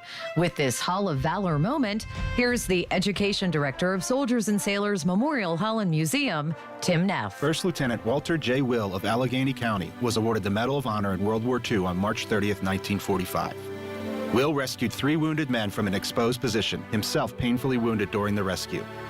Ignoring his wound, Will led his platoon forward until they were pinned down by 2 enemy machine guns. He fearlessly crawled alone to within 30 feet of the guns and silenced them both, capturing the 9-man crew of the second gun. Discovering 2 more machine gun nests, he then knocked them both out with hand grenades. Will continued to lead his platoon in a fierce charge, forcing the enemy back until he was mortally wounded. Soldiers and Sailors Memorial Hall and Museum reflects the valor and heroism that shaped this great country. Consider a tax-deductible donation. Visit soldiersandsailorshall.org for more information. Hi, Paul Alexander here to let you know that KDKA has planned a fabulous 5-day Arizona getaway this September, and it's filling up fast. My wife, Shelley, and I want you to join us for an unforgettable trip based in beautiful Flagstaff, a relaxed mountain town that makes the perfect home base. From there, we'll explore the incredible red rocks of Sedona, travel by rail to the breathtaking Grand Canyon, a bucket list spot that everyone needs to see at least once. And then we'll take in the stunning scenery around Lake Powell with its deep blue water and wide open views. It's the perfect mix of sightseeing, natural beauty, and plenty of time to just enjoy where we are. And September is truly the sweet spot. Comfortable weather, no summer crowds, and everything planned for you. No guessing, no stress. Just show up and enjoy Arizona. Space is limited. Seats are disappearing quickly. Visit travelwithkdk.com or call 800-383-3131. Again, travelwithkdk.com or call 800-383-3131. Can't wait to see you there. I'm Ultima Morgan of Morgan & Morgan. Every time one of my children started driving, it was terrifying. Thousands of accidents happen across the country. We see it every day. If you've been injured in a car accident, call us. Dial pound law or visit forthepeople.com for an office near you. News, weather, traffic, and business every day. Hear it on News Radio KDKA. Mommy, how come I can't sit in the front seat? Because I love you and you're just not ready yet. Putting your kids in the right seat for their age and size is an act of love. Check that your kids are in the right seat at nhtsa.gov/the-right-seat. From the Aetna Medicare Studios. Proud to be the voice of Pittsburgh. 100.1 FM and AM 1020 KDKA. ABC News, I'm Mike Dubusky. President Trump says a peace deal with Iran is largely negotiated, but at this point not finalized. Secretary of State Marco Rubio indicated earlier today that more information could be coming in the next few hours. Some Republican lawmakers have been blasting President Trump's so-called anti-weaponization fund, which is aimed at compensating people who claim to have been mistreated by the government. Two congressmen now introducing the first bill that tries to block the fund, Republican Brian Fitzpatrick and Democrat Tom Suozzi, who spoke on ABC's This Week earlier today. The voters don't want this, and so we need to give them what we're supposed to do, which is to hold the executive branch accountable. And a chemical tank at an aerospace facility in Garden Grove, California remains in crisis, with hazmat experts warning it could spill or explode due to overheating. 50,000 people are under evacuation orders in the area right now, which is under a state of emergency. This is ABC News. Hi, this is Les Botkin of Botkin Family Wealth Management. My wife Barb and I celebrated our 50th wedding anniversary with a Florida family vacation. The intense August heat prompted me to share a story with my grandkids about working my first job as an assistant golf pro in my early 20s. I earned $2.10 an hour and was thrilled when I found a great pair of work shoes for only $7. They were injection molded plastic. Even the stitching was plastic. I felt like I'd hit the jackpot with those fine-looking shoes. That was until I was teaching a golf lesson on a hot summer day. When standing on the tee, I felt my feet burning up and realized my shoes were literally melting onto the grass. I suddenly realized why they'd been such a bargain. Remembering times like those make me appreciate the journey of my life. At Botkin Family Wealth Management, we're interested in hearing your story because understanding your beginnings is an important part of appreciating what it took to get where you are today. Visit us at botkinfamilywealth.com. Securities offered through LPL Financial, member FINRA SIPC. Get a $15 O'Reilly gift card after rebate when you buy 5 quarts of Mobil 1 full synthetic motor oil at O'Reilly Auto Parts. O'Reilly Auto Parts. Wish your life came with a warning app? That dog does not want to be petted. Well, life doesn't always give you time to change the outcome, but prediabetes does. Take the 1-minute test today at doihaveprediabetes.org. Brought to you by the Ad Council and its Prediabetes Awareness Partners. Carpal tunnel syndrome, heart failure that doesn't improve with common medicines. These are some signs and symptoms associated with ATTR-CM, or the cardiomyopathy of ATTR amyloidosis, a serious heart condition with symptoms that get worse over time. Amvuttra, vutrisiran, is a prescription medicine given by a healthcare provider that treats ATTR-CM in adults to reduce heart-related death, hospital stays, and urgent visits. In a clinical study, Amvuttra was proven to help people live longer and have fewer heart-related hospital stays and urgent visits over 3 years compared to placebo. Amvuttra lowers the amount of vitamin A in your blood, which can affect vision. Other side effects include pain in the arms or legs, pain in the joints, and shortness of breath. These are not all the possible side effects of Amvuttra.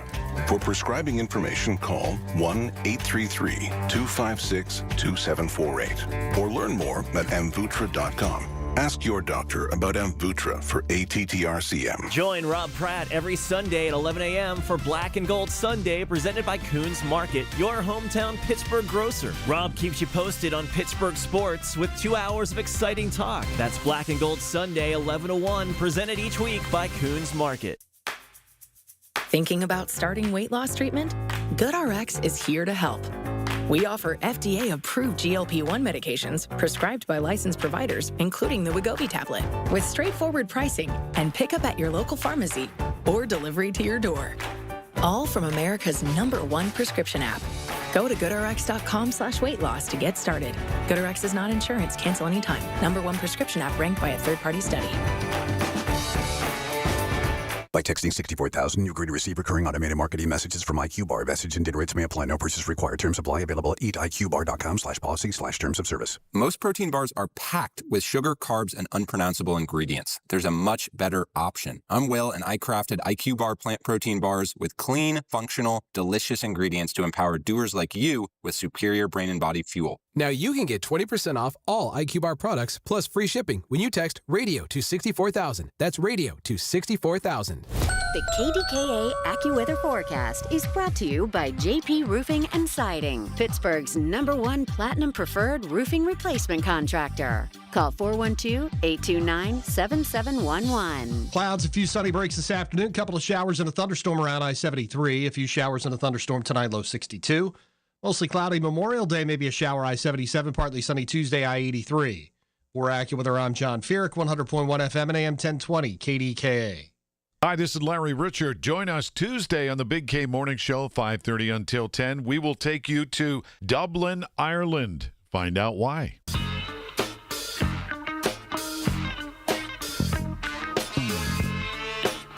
I told you I was going to go from national to local to national. So I'm talking to Michael Thornhill, PhD, here, and he's the author of the book, The First, The Few, and The Only. This is the second time you've been on with me, the first time in studio, and only because somebody propped the door open and you just kind of marched in real quick, and otherwise it would have been on the phone again. Absolutely. Well, round two, we're going to have more fun this time. Well, of course we are. First time was a risk, this time is a guarantee. It was not a risk. I've been paying attention to what you're doing.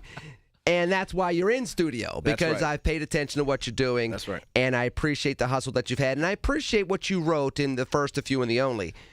But the first question I want to ask you is this. Uh-oh. When did you start writing this book? I started writing this book 8 years ago. Okay, so that would go back to, what are we talking about, 2018? Yeah.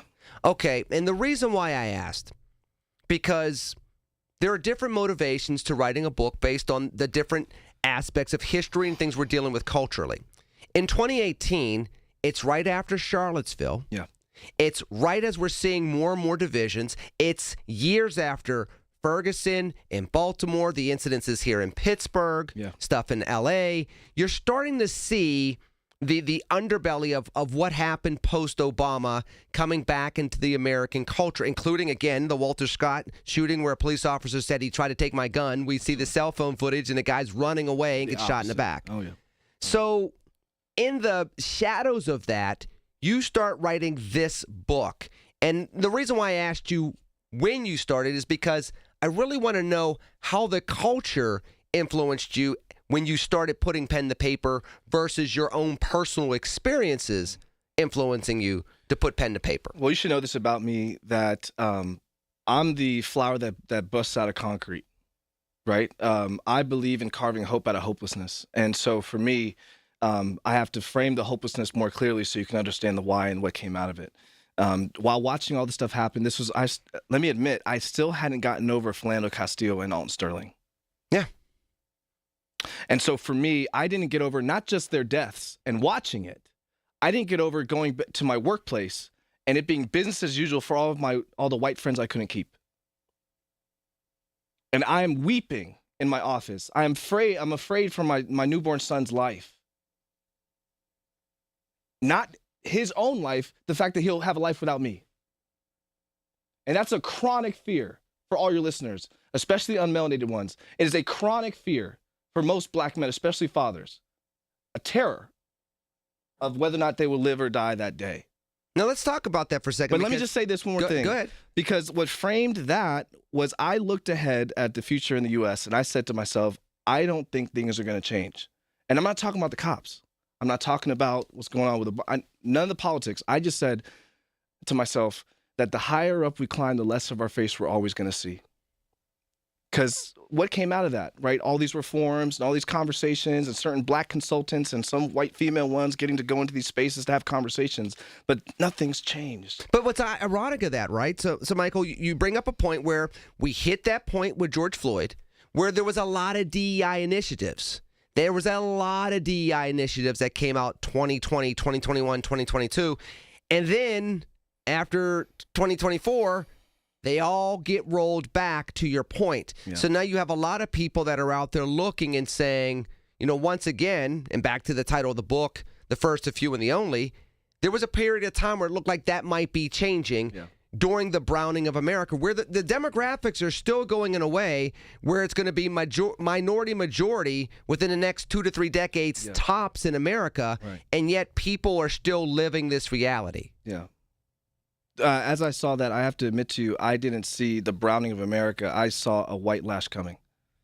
Because if you know your history, which is what book one's all about, the higher up black people climb, at some point, there's a boiling point where Tulsa, Oklahoma, Greenwood, you can pick any... Wilmington, North Carolina. Right? Johnstown. Right? You could pick all these places where there was these violence, however you want to term that, and then things went back to status quo. And so I looked at history and said, the browning of America is going to bring a white lash that we haven't seen before. And so I wrote for what happens after that, for the brilliance after that, for the community that comes after that. Now talk to me a little bit about writing this as an African-American father. I'm a father of 3 boys. All 3 of my boys went through pretty significant incidences of racism, one of which I talked about on these airwaves, one of which was very public, another one involved my local community.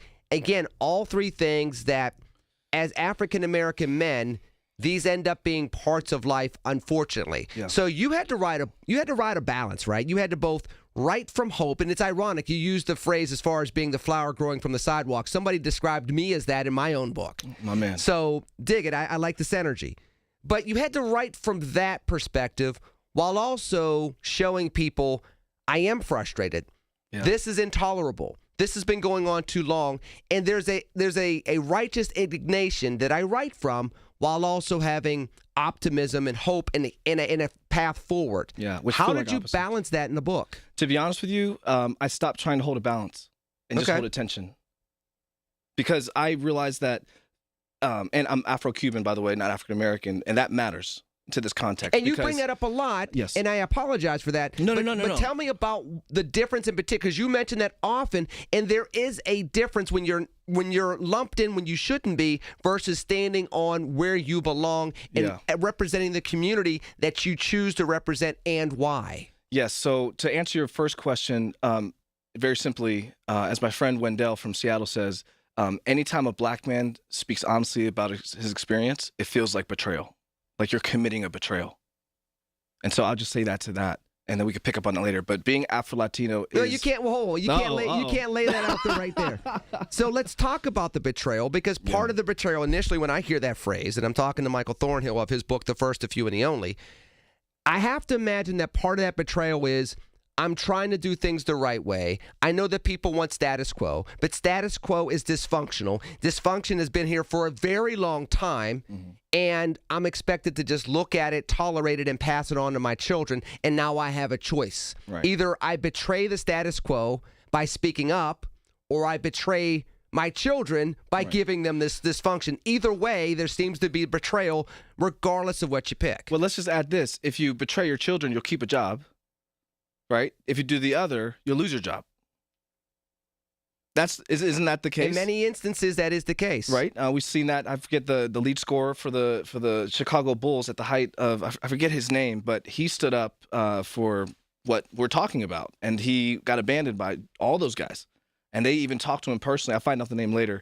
But at the end of the day, that betrayal is so multifaceted. He wasn't the lead scorer. I know you're talking about Craig Hodges, who was the leading three-point shooter for the Chicago Bulls. And what happened to him? Spoke out. He was on the first championship team and wasn't there since. And then he was he was a permanent bench warmer and still shot more threes in I forget the three-point shootout than anyone else. Yes, he did. And so that's what happens to you. You know why? Because when you're one of the first, the few, and the only, even on a team with all black people, you're still outnumbered because you're not one of the owners. The owners don't look like you. And whether you're in the classroom or the church or that one black kid from youth group or the one Asian kid from the bus, or the one Hispanic friend at work that you claim to love so much, there's an experience that you don't have to know. And that experience is this: you are not protected. Phyllis Wheatley, just like Craig Hodges, the first published poet and author in the United States of America. You know how her life ended? She spoke 5 languages and more or less kind of like rose out of slavery and was, quote unquote, awarded her freedom because she was so brilliant, because she did all this stuff. But you know how she died? In an unmarked grave with her children dead, sickly, with no one to care for her. What happens to people like Craig Hodges, what happens to people like Phyllis Wheatley, and what happens to people in this conversation is that you're unprotected. That's the reality. You can be bold and strong all you want, but you will do it by yourself. And look, I have learned by doing this work and doing this before I started writing about it that your skin folk ain't kinfolk. That people will choose their job over you every time. And it's interesting you bring that up because you were bringing up trailblazers. And one of the more modern examples of what you're talking about is a name that people often forget about, but as soon as you mention the name, people go, oh, Colin Kaepernick. Yep. People forget that Colin Kaepernick was the spokesperson for Beats headphones. Yes. Because, among other things, he was a Super Bowl playing quarterback. Yep. He was one of the first African-American quarterbacks to start a game in the Super Bowl in only his second, I think it was his second year in the league. And he was indeed a phenom. The moment he kneeled, you not only had people pushing back on that, but you literally had the President of the United States calling a bunch of people sons of bees. Right. And allegedly a pact amongst allegedly of the NFL owners to no one hire him. Once he asked for a raise and held out, he never had a job in the NFL again. Yep. So, whether it's Curt Flood in the 1960s, who was an African-American that brought about free agency in Major League Baseball, or Colin Kaepernick, there's this risk that you talk about being the first, the few, and the only. That is a very real risk in America. I want you to hold your thought because we're going to come back after the break and continue talking about the book, talking to thought leader and author Michael Thornhill, Ph.D., here on News Radio, KDKA. When you need to know, depend on the news leader. At home, in your car, or at work. The voice of Pittsburgh, 100.1 FM, AM 1020, and KDKA-radio.com. Been 30 time, would have been 30, no, would have been 30, being 30, been 29. If that'll help, been 29,000. Get ready to bid on the equipment you need in the Ritchie Brothers Northeast Regional Auction on June 23rd. Inventory is housed at locations in Pittsburgh, North Franklin, and Northeast Maryland with in-person inspections available. Bid on a wide selection of construction and transportation equipment. Don't miss this great opportunity. Visit rbauction.com/Pittsburgh to sign up.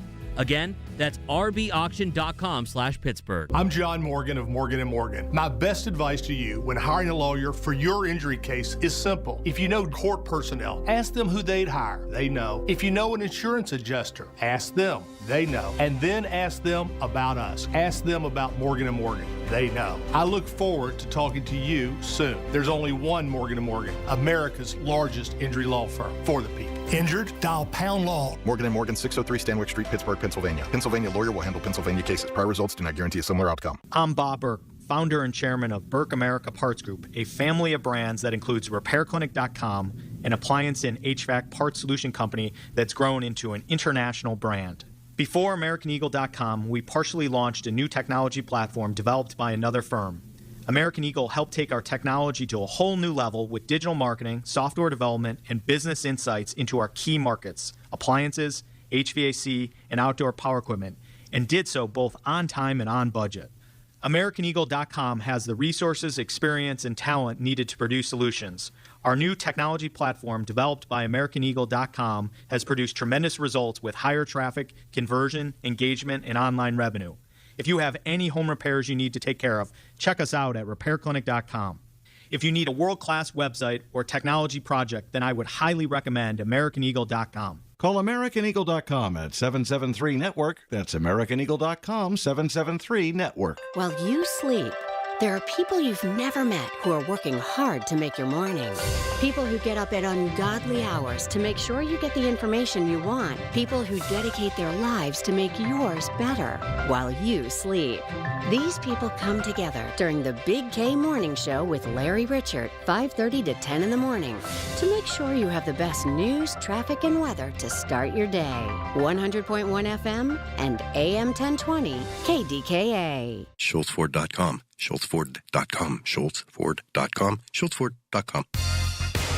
I'm talking to Michael Thornhill. Michael, where can people find your book? If you go to Amazon, you can find the hardcover, the paperback, and as of 5 days ago, the ebook. And if you have Kindle Unlimited, it is free and $99 if you don't. So let's get back to something we talked about earlier, which was your pride in being Afro-Cuban. And look, some people might say, Michael put Lenny in his place. Think he's black. Lenny put him in his place. He ain't really black. He made it a point to say, no. You're supposed to be proud of who you are. I don't care if you're Italian American, Irish American, German American. I don't care. You be proud of who you are. One is a child of God, two is an American. But you make a difference between being Afro-Cuban and African American, and that's significant. Talk to me a little bit about that and what that means in modern day America for you. It's the same difference from ordering the house soup and the gumbo from New Orleans, right? It's just a more contextualization of the flavors involved. I'm unequivocally black while also being fully ethnically Afro-Cuban, which is its own unique experience. When I was given up for adoption, I found out when I met my biological family that one of the reasons my abuelos, which means grandparents in Spanish, pressured my mother to give me my twin brother away was because we would be the only negros in la familia. Wow. The only morenos. We'd be the only blacks. When I later met the Leons and Alaras, which is my maternal blood name, I found out I was the darkest person in the room, me and my twin brother. And that was intentional. I wrote about the fact that in the United States, there are about several different terms for different kinds of black. There's Creole, Griff, Mulatto, which is disrespectful, Quadroon, Yellow, Octoroon, if you ever heard saying high yellow or high red, red bone. These are like several different terms the U.S. has. In Cuba, there's 64 different terms for how far black you are, how far away from whiteness you are. In Brazil, it's 134 different terms. So blackness is something, and anti-blackness is something that's worldwide. But what you experience in that brown and black body is unique, and I think that's worth claiming and naming because the anti-blackness unites us all, but the different flavors by which we survive and innovate, I think it's worth claiming. Well, here's the thing, right? Because I tell people all the time, and they get frustrated by it, especially when they hear it from a black Republican that can talk about constitutional values better than most of them can. When you sit there and tell people, there's nothing in America that hasn't been touched by race and racism throughout the history of America. Every single thing you can go throughout history and say, and racism had a very significant impact on that. How do we talk about that in a modern context and fix it without either A, hitting the tripwire and having people talk more about their emotions than the solutions, and number two, how do you do it in a way where, like you and me, you're both talking about it, but also saying, and yet I'm optimistic, and yet I choose to love, and yet I choose to build solutions, not just get caught up in the emotions. I'm going to be disarmingly honest, Lenny. I don't have the answers. But similarly, the book goes after that. Yes. The book does start going after that. But what the book does and what I'm going to do in response to your question is the same thing. I don't have the answers, and yet that frees us to be curious together. I'm going to quote Dan Allender on the other side of that curiosity. It frees us to be curious about the fact that the more subtle the evil, the more sinister. And that is a very valid point because modern times looks much different than the 50s and the 60s. You know, when you start talking about the differences in America and how we respond to them, it's a lot easier when it's 1953 and there's a sign that says whites only over a water fountain. It's a lot different when you say, well, how come we can't find more African Americans in leadership positions, despite the fact that we have a lot of African Americans that have master's degrees and PhDs? How come we are getting rid of DEI programs when we know that African Americans might be a huge part of a consumer base, but they're not a huge part of management and the decision-making base? Mm-hmm. So when you talk about those things, the first things that people want to say to you are, number one, it's not the 1950s and 60s. Number two, I like Oprah Winfrey and Michael Jordan, they become billionaires. And number three, we had Barack Obama for 8 years. That can't be racism anymore. And even in 2009, many of us warned people, just because you got him in the White House doesn't mean that racism went away, and there are still some structural things that you need to look at that you can address with love and not with malice. Yeah. I would say this. If you've ever had the privilege of sitting at a table with two black and brown people and they get honest, you can have that opinion about, well, things have changed. We have Oprah.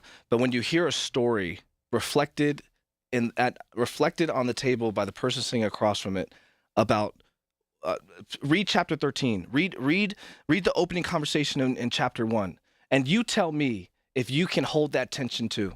That you can believe that things are better and yet recognize that as soon as you read one story in this book, that all of a sudden you're reminded of that one black kid on the school bus. You're reminded of that one time in middle school where this happened to you, and you're like, you know what, I feel seen too. So yeah, you can have whatever opinions you want, but there's also still stories you've never felt safe enough to tell. And the book is more about that than fixing your opinion. And one of the things I want to talk about when we come back after the news, is I'm talking to Michael Thornhill, Ph.D., about his book, The First, the Few, and the Only, is I want to talk about those individuals that are the first, the few, and the only. Those individuals that are both in the position of being trailblazers, but also at the same exact time trying to, like you brought up during the first segment, they're still trying to, get a wage, pay a mortgage, get their kids through college. And there's this balance between how do I continue to pursue the economic American dream while securing the American dream of freedom, of prosperity, of safety that people may not necessarily have. So I want to come back after the break, and I want to go more into the title of the book and those type of dynamics that you're talking about when you're talking about the first, the few, and the only, because we live in a time where those numbers may be receding based on what we've been seeing from the federal government and what we're seeing culturally. But don't go anywhere. I'm coming back after the news with Michael Thornhill, Ph.D., about his book, The First, the Few, and the Only. We're going to do a couple more segments because he's forcing me to. No, he's not. We'll come back after the break here on News Radio, KDKA. The Village at St. Barnabas, the perfect place for moms. If you or anyone you care about is facing a family legal matter, call Cordell and Cordell today at 1-855-GET-LEGAL or visit CordellCordell.com to schedule your consultation. There's a lot on the line in divorce. This is Joe Cordell of Cordell & Cordell, the largest family law firm in the country, with over 35 years of helping clients navigate divorce. But being big doesn't mean less personal or less local. Our attorneys live and work in your community, and as neighbors, they understand the challenges your families face. Divorce touches all areas of your life: your home, savings, retirement, and of course, kids. So when you find yourself facing divorce, you need a partner you can count on. Visit CordellCordell.com to schedule your consultation. If you or anyone you care about is facing divorce, contact Cordell and Cordell today. With over 100,000 clients served, we understand the challenges you're facing on a personal level. Call Cordell and Cordell today at 1-855-GET-LEGAL. That's 1-855-GET-LEGAL. Pittsburgh and Cranberry Township. Joseph Cordell, licensed in Missouri and Illinois. If you're in the Pittsburgh area and caring for a loved one with Medicaid, get paid starting today. Freedom Care has already helped over 162,000 families get the care they deserve, with 97% satisfaction and more than 8,000 five-star reviews. If you have Medicaid, you need to hear this. You may qualify to choose a caregiver you already trust, a family member or friend, and they can start getting paid. No agencies, no strangers, just someone you know, helping with meals, medication, bathing, mobility, and more. This service isn't for later, it's for right now. It's 100% free to you through Medicaid, and caregivers get paid right away after their shift. Find out if you qualify today. Call 412-801-7213. That's 412-801-7213. Don't wait. Call 412-801-7213 now. Again, 412-801-7213. Freedom Care. Get paid to care starting now. Freedom Care. We're here for you. Being diagnosed with leukemia, lymphoma, myeloma, or one of over 100 other types of blood cancer makes people want more time to do the things they love. That means more time to be artists, prom dates, world travelers, and moms. We are Blood Cancer United, the world's leading organization focused solely on blood cancer research, support, and advocacy. We do the most for more people with blood cancer, so people with blood cancer can do more of whatever they want. Blood Cancer United. Join us at bloodcancerunited.org. Mommy, how come I can't sit in the front seat? Because I love you and you're just not ready yet. Putting your kids in the right seat for their age and size is an act of love. Check that your kids are in the right seat at nhtsa.gov/the-right-seat. Love protects. A message from NHTSA and the Ad Council. Listen to KDKA Radio on the Odyssey, iHeartRadio, or TuneIn apps. KDKA and KDKA-FM HD2 Pittsburgh. W261AX Pittsburgh. Always live on the free Odyssey app. News, weather, traffic, and business every day. Hear it on News Radio KDKA. From the Aetna Medicare Studios. Proud to be the voice of Pittsburgh. 100.1 FM and AM 1020 KDKA. From ABC News, I'm Mike Dubusky. Nothing's been agreed to yet, but representatives for the U.S. and Iran appear to be getting closer to a short-term peace deal. ABC's Lama Hassan is at the foreign desk with more on where negotiations stand. So the U.S. would get a broad commitment from Iran to negotiate a removal of their stockpile of enriched uranium. But so far, they have not agreed on how this will be done or where the uranium will go. The Strait of Hormuz, where both countries have been locked in a struggle to control it. The idea is that the strait will be opened while the talks continue. Iranian assets will not be unfrozen or lifting of any sanctions under this interim agreement. Sources in Israel are expecting concern about some of these points, saying that the potential deal would only signal to Iran that the Strait of Hormuz is an effective bargaining chip. In Orange County, California, teams of hazmat crews have been rushing to cool down a tank of dangerous chemicals that experts say could spill or explode. Fire Chief TJ McGovern now says an oversight inspection of the tank found a crack that could be relieving pressure inside. What we're doing is we are vetting and validating that information. With this new information, it could change our trajectory and our strategy to this event. Fire officials say pollution levels in the area around the tank are considered safe. Even still, 50,000 people in the area are under evacuation orders right now, among them resident Son Vo. When people go out drinking, they like bar hop. Okay. But this is like, for the last 24 hours, I've been like evacuation site hopping. Governor Gavin Newsom declaring a state of emergency for the area yesterday. And bands of rain continue to sweep across the eastern half of the country this afternoon. The persistent wet weather impacting those traveling for the Memorial Day holiday. Flood watches have been posted for cities including New Orleans, Atlanta, and Knoxville. You're listening to ABC News. Hot summer days and high energy bills are on the way. Upgrade your home's old leaky windows this month during Window Nation's Buy 4 Get 4 free sale. Yes, half of your new beautiful energy efficient windows free. Plus no money down and no monthly payments or interest for 2 years. Call now 866-200-8670 or windownation.com. In select markets, trust our family of brands, New South Window and ArmorView. That's 866-200-8670 or windownation.com to book a consultation. I've been telling you all about the secret war on our cash and the free report you can receive a copy of by contacting Swiss America at 800-289-2646. I'd also like to encourage you to subscribe to their podcast on YouTube. Just search Swiss America Trading. The podcast can provide you a ton of vital information and financial news in the challenging and uncertain times we're in. Subscribe today. Learn more about BRICS, industry leaders, and their market predictions for the future, along with what you might expect to see in terms of precious metal performance in the weeks and months ahead. Message and data rates may apply.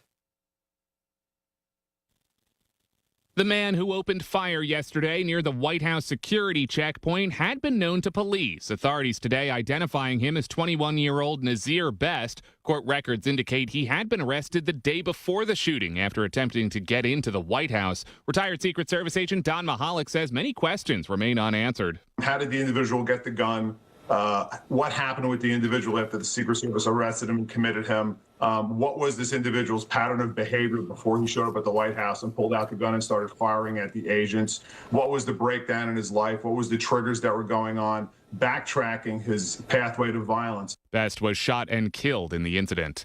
A U.S. Army veteran injured in the line of duty received a special gift just ahead of the Memorial Day holiday. Captain Louise Avila receiving an accessible vehicle provided by the Gary Sinise Foundation. The Gary Sinise Foundation has a long-standing relationship with the Avila family, gifting them an accessible smart home in 2016. For Claudia, she tells me the donations mean one thing. Provide to my husband independence mobility, and freedom. And together, they remain grateful. We don't see the disabilities. We only see the possibility. Olivia Rubin, ABC News, Washington. And at the Indianapolis 500, drivers making their last few laps of that iconic race. I'm Mike Dubusky, ABC News.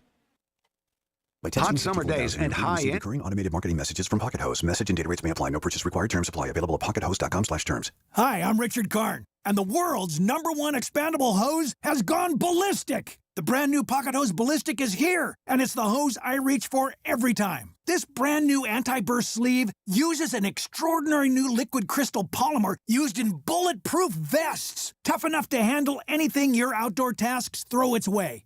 And that's not all. The Pocket Hose Ballistic comes with even more upgrades like thicker washers that resist leaks and an enhanced UV coating so your hose looks brand new year after year. What could be better than that? How about not 1, but 2 free gifts with your purchase? For a limited time, when you purchase a new Pocket Hose Ballistic, you'll get a free 360-degree rotating pocket pivot and a free thumb drive nozzle. Just text SUMMER to 64,000. That's SUMMER to 64,000 for your 2 free gifts with purchase. That's SUMMER to 64,000. The KDKA AccuWeather forecast is brought to you by JP Roofing and Siding, Pittsburgh's #1 Platinum Preferred roofing replacement contractor. Call 412-829-7711. Mostly cloudy this afternoon. A couple of showers, even a thunderstorm, I-73.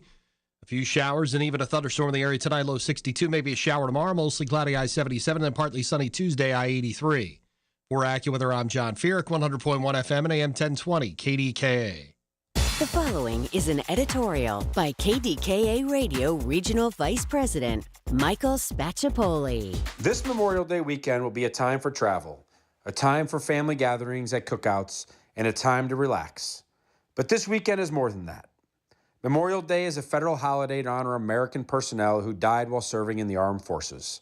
It is a day for visiting cemeteries and memorials for the 1.3 million service members who died in the line of duty. At least 13 service members have died during Operation Epic Fury in Iran. This weekend, we ask that you pay tribute to those who have sacrificed their lives to keep our lives safe and free. This is the time to put aside your political differences and remember those who have died in combat so we can continue to be the land of the free and the home of the brave. This has been an editorial by KDKA Radio Regional Vice President Michael Spacciapoli. To view a transcript, go to kdkaradio.com. I'm talking to Michael Thornhill, PhD of the first, the few, and the only. Number one, you all have seen the hustle around Pittsburgh. I'm certain he's going to continue to broaden this if he hasn't already, because what he's talking about has a lot of value. It's a well-written book, and it has a broad perspective that makes sense, that needs to be heard. And one of the things you brought up, Michael, was something that you read during the break, during the afterword. And I want to go to something specifically. A lot of the things that you said hit me. But one of the things that you hit me with was the fact of being on the diversity brochure but not having a seat at the table. Now, there are people that are part of the first, the few, and the only that are in the rooms to say we need to have more diversity in our marketing. We need to have more diversity in the things that we're doing. But when it comes time to making other decisions that may or may not be locked out, or they can win that battle, they can get the diversity in the marketing, but when it's time to say, and by the way, we need to hire 3 interns from Howard over the summer, people are like, whoa. We have a relationship with XYZ school. We can't expand that. Or I think we need to hire this individual and put them on a management track. It's like, well, why would we do that? Well, you did it with the other 3 interns that were 25 years old. Mm-hmm. This guy or this lady is 27 years old with more education. Why wouldn't we? And then all of a sudden they realize there's this conflict that they didn't expect.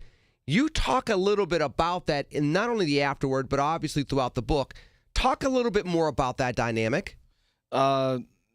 Basically, what's coming to mind is not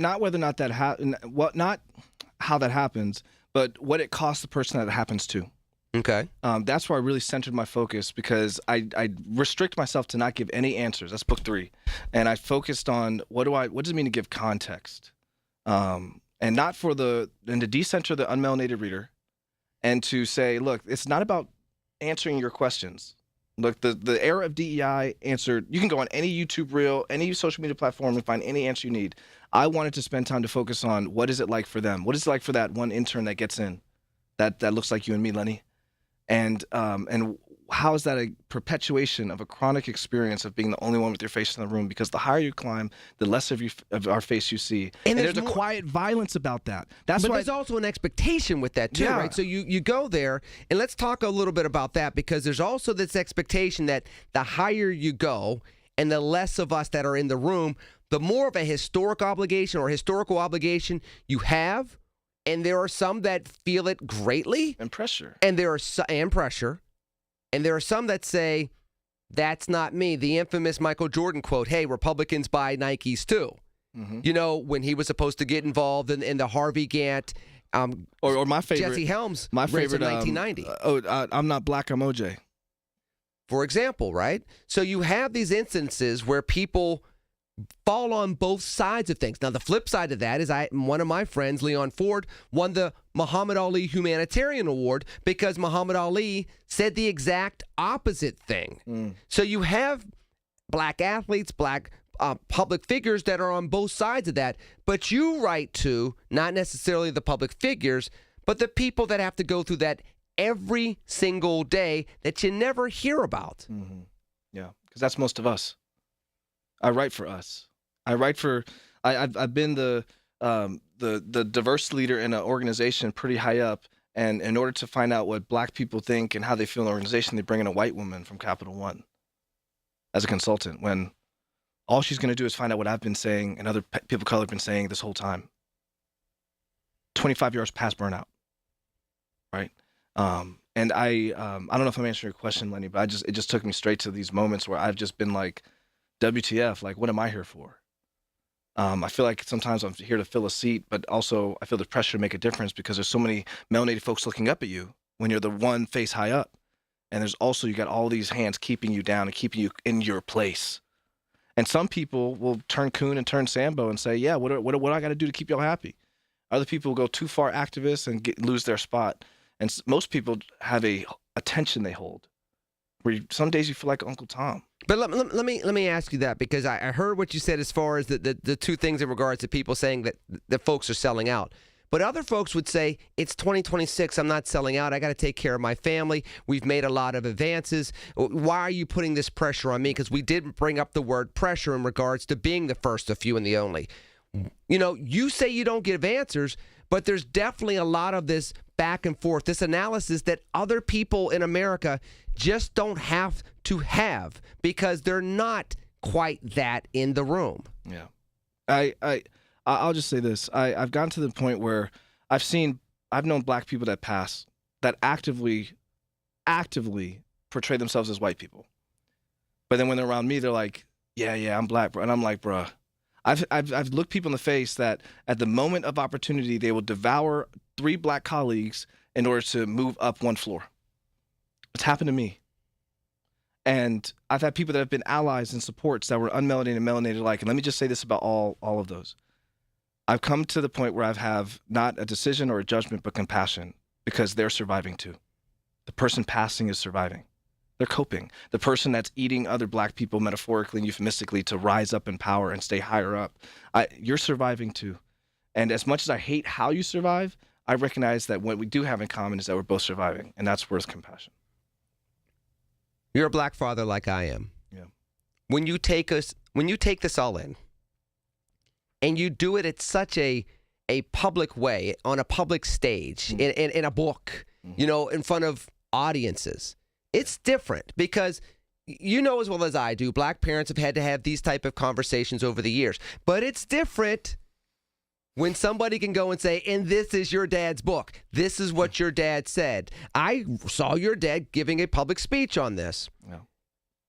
What do you tell your kids that might even be different than what the average black person has to tell their son or daughter going through these experiences? What is different about what you or I may say because of these platforms we have? There is no difference. The only thing I did differently was that I strung more stories together than parents have.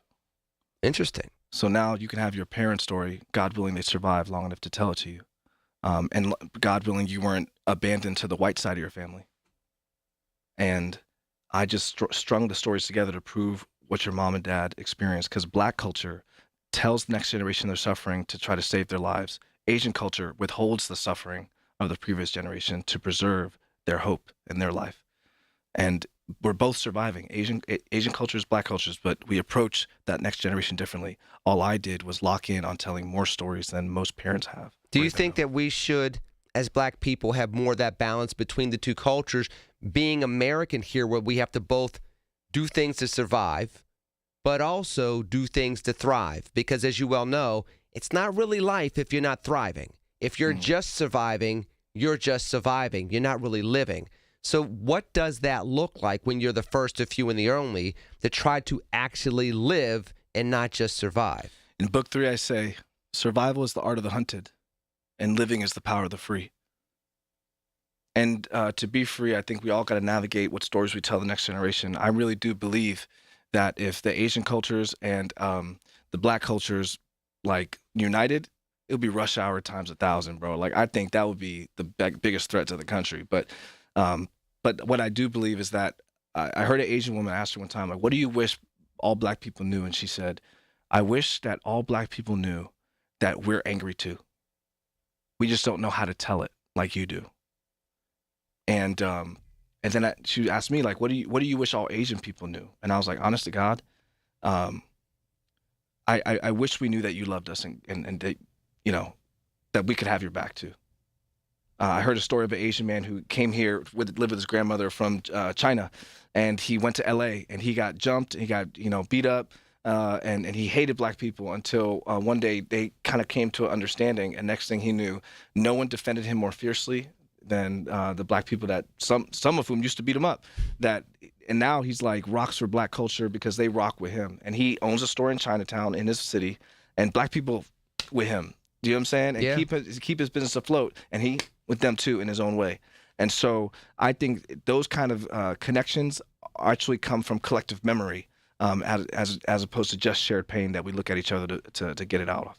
Now listen, I'm going to finish up with Michael Thornhill after the break. You'll find out more about where you can find his book online, his ebook, the hardback, the paperback, and I want to ask him a little bit more about the actual contents of the book, particularly some of the characters in the book. But I'm going to do that after the break. One final segment with Michael Thornhill, PhD, here on News Radio, KDKA. News, weather, traffic, and business every day. Hear it on News Radio KDKA. Want a health plan that travels with you? With UPMC Health Plan, you can access care wherever you are. That's access to UPMC doctors and hospitals, local providers, plus urgent and emergency care nationwide through the Cigna Healthcare PPO network. What's more, you get 24/7 access to virtual care. All this with award-winning customer service from their healthcare concierge team. When your employer gives you a choice of health insurance plans, choose UPMC Health Plan. This is the story of the one. As a procurement manager for a hospital system, she keeps every facility in her network stocked and ready. That's why she counts on Grainger to be her single source for thousands of products, from disinfectants to lighting, air filters, and more. And with fast, dependable delivery, Grainger helps her keep every facility stocked, safe, and running smoothly. Call 1-800-GRAINGER, click Grainger.com, or just stop by. Grainger, for the ones who get it done. Ms. Fernandez, what are those tiny things? Those are what we call amoebas. You can only see them through a microscope. Wow. Today's students are tomorrow's great thinkers and innovators. But right now, there's a funding crisis in public schools. Millions of kids go to schools that don't have funding for books, computers, and so much more just because of where they live. You can help change that. Donors Choose is a nonprofit that lets you support students and teachers in your community and beyond. You choose which supplies to support. You could provide first graders with pencils and paper, or other students with their first chapter books, help a music class get a guitar. You could even supply a classroom like mine with a science project. But what you're really giving is the moment that sparks a brighter tomorrow. To learn more, please visit DonorsChoose.org. That's DonorsChoose.org. Choose students. Shape the future. If you're struggling to hear conversations, TV, or the people you love, now there's an easier, more affordable solution without spending thousands. Audion Hearing makes high-quality, rechargeable hearing aids starting at just $98 with free shipping and dedicated one-on-one support in the comfort of your own home. No doctor's offices, no pressure. Clearer hearing delivered right to your door. Join over 1 million happy customers hearing life more clearly. Visit audionhearing.com. That's AUDIEN hearing.com. One of life's greatest mysteries has finally been solved. Who let the dogs out? Spruce, spruce, spruce. It's Spruce, the weed and grass killer that's safe for use around people, pets, and bees when used as directed. Spray the leaves for visible results in just 1 hour and dead weeds in just 1 day. You spray, they play. Spruce, pet friendly, weed deadly. Find wherever weed killers are sold. Listen to KDKA Radio on the Odyssey, iHeartRadio, or TuneIn apps.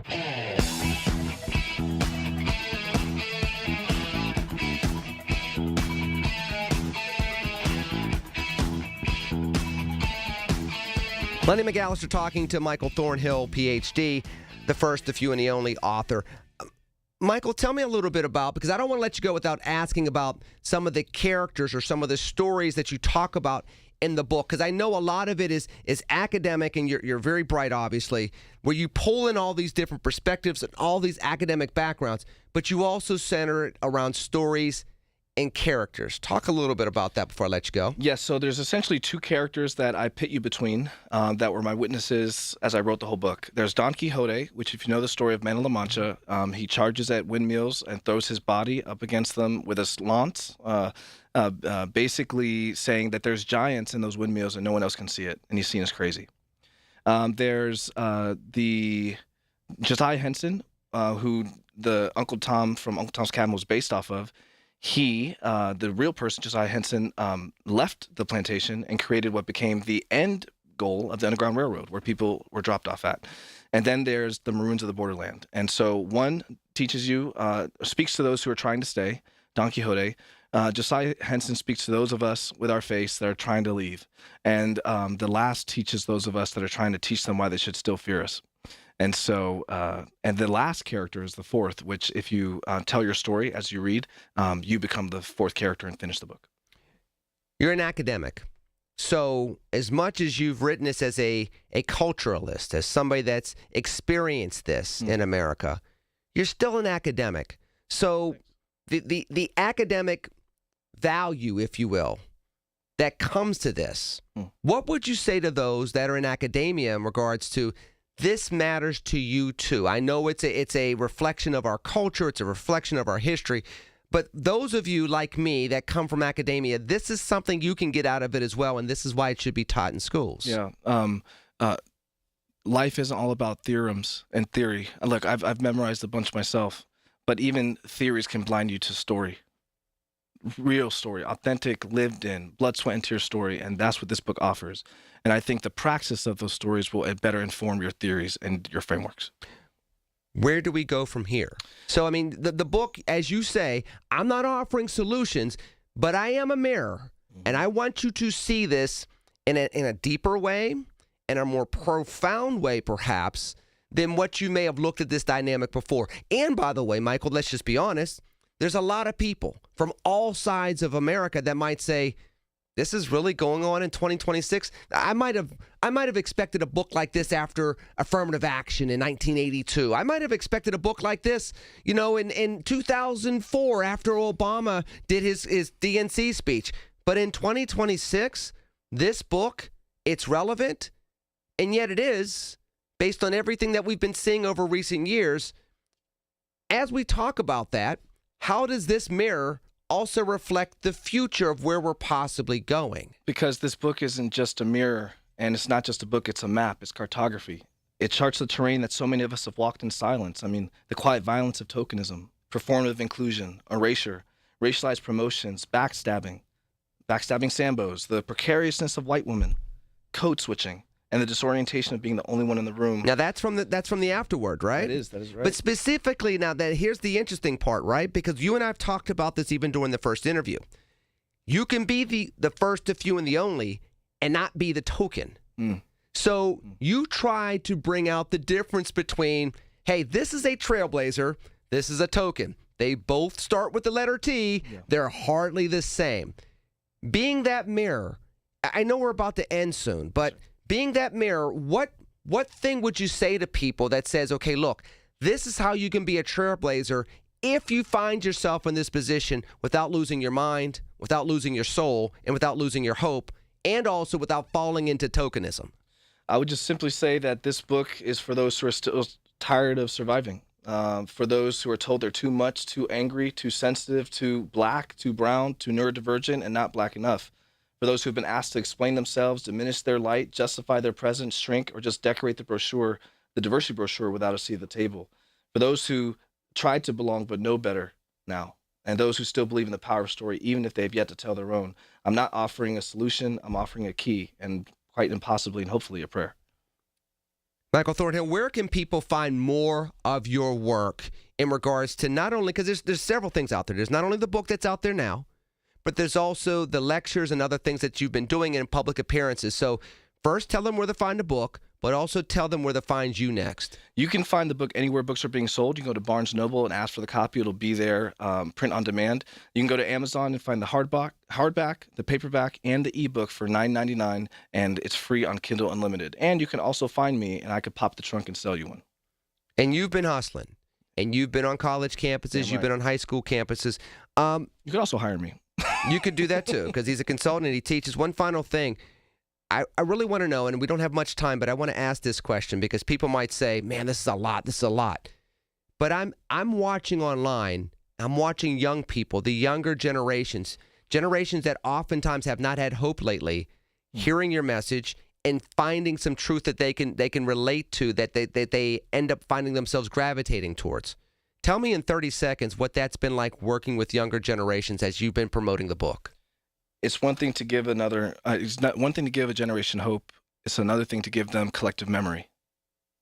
Because the same message at the bottom of every page of this book is 3 words: you are not alone. And I think sometimes that is all people need to carry the torch. Michael Thornhill, author of The First, the Few, and the Only.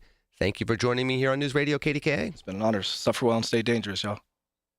Folks, coming back after the break, going to news now here on News Radio KDKA.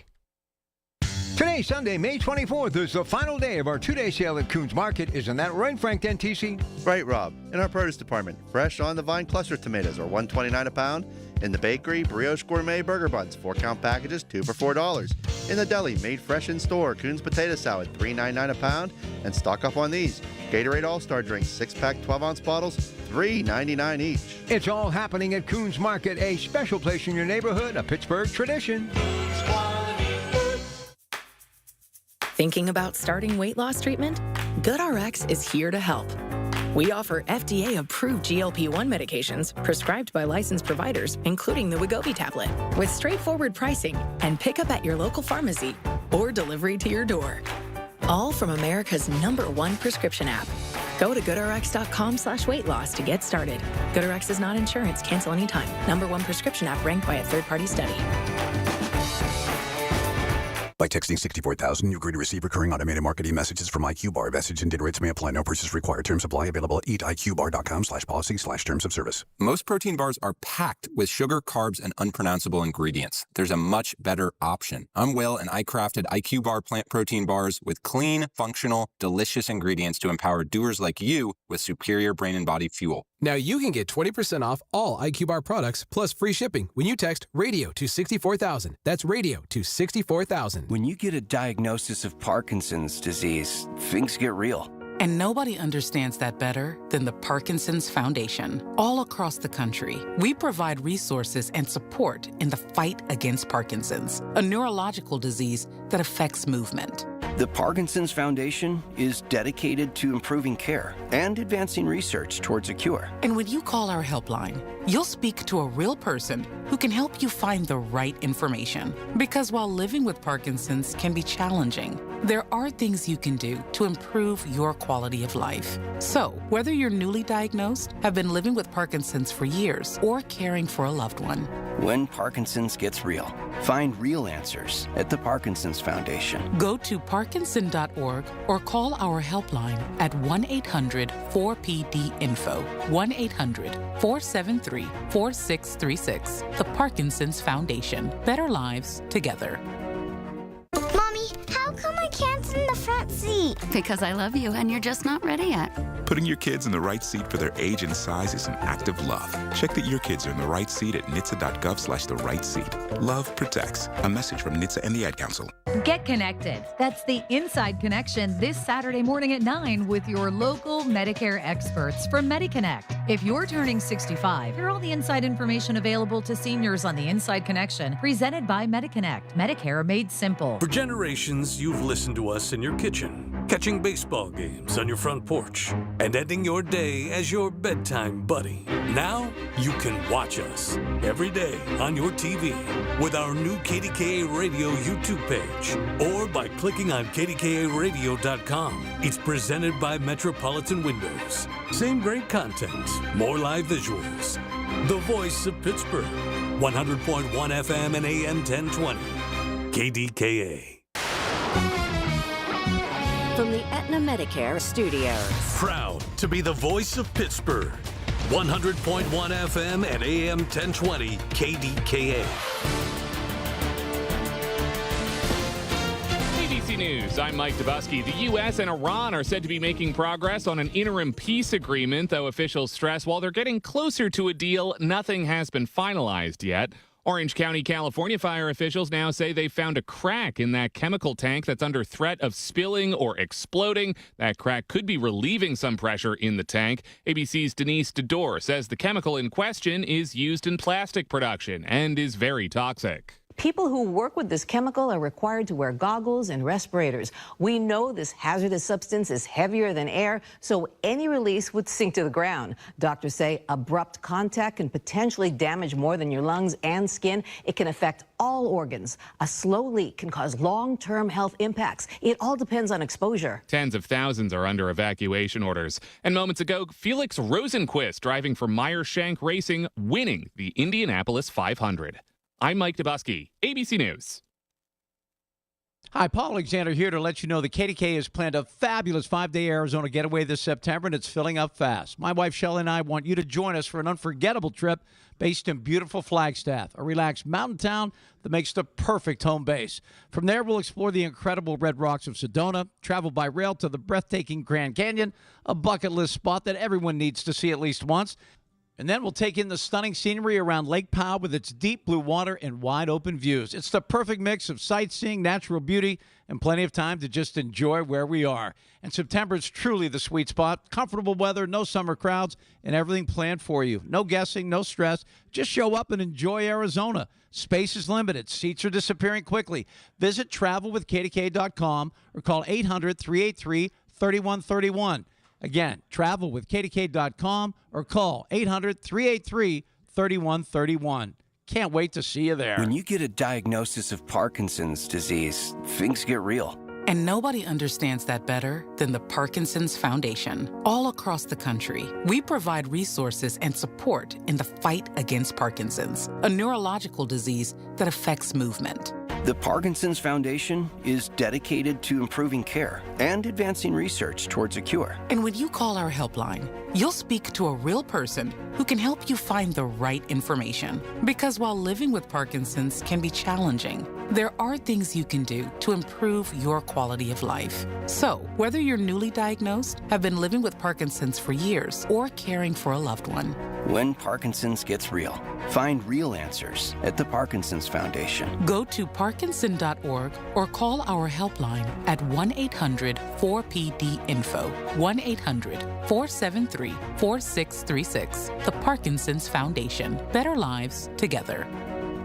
We all hear the radio ads about the IRS. They tell you to be afraid, to be scared, and they try to frighten you into calling. I'm not here to do that. Tax Relief Advocates is different. TRA is here to tell you that if you owe money to the IRS, whether it's $5,000, $50,000, or $500,000, we have a solution. It doesn't matter if you're sitting in your car, at work, or with your kids. No matter where you are, call now. 800-575-9834. Don't lose hope. TRA can eliminate or reduce what you owe to the IRS. Generous programs are now available that can give you a fresh start. Our passion is taxes and helping individuals fix their IRS problems. We have over 1,000 5-star reviews on Google and an A+ with the Better Business Bureau. You don't need to be afraid of the IRS any longer. End your tax nightmare today by visiting us online at TRA.com or call 800-575-9834. That's 800-575-9834.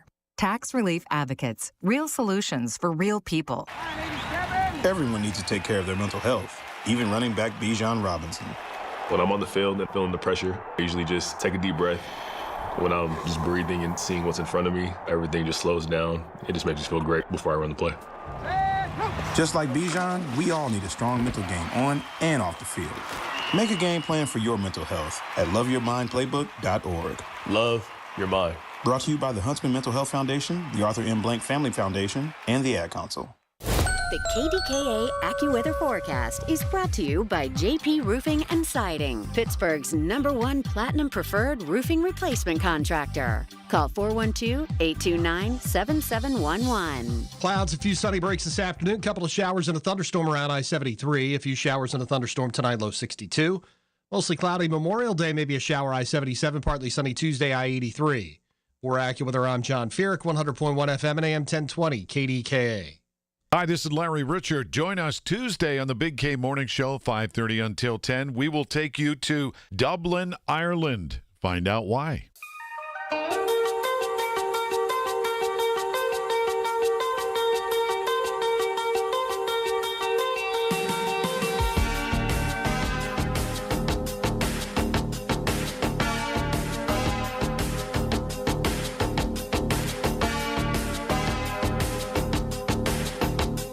Mike, are you out there?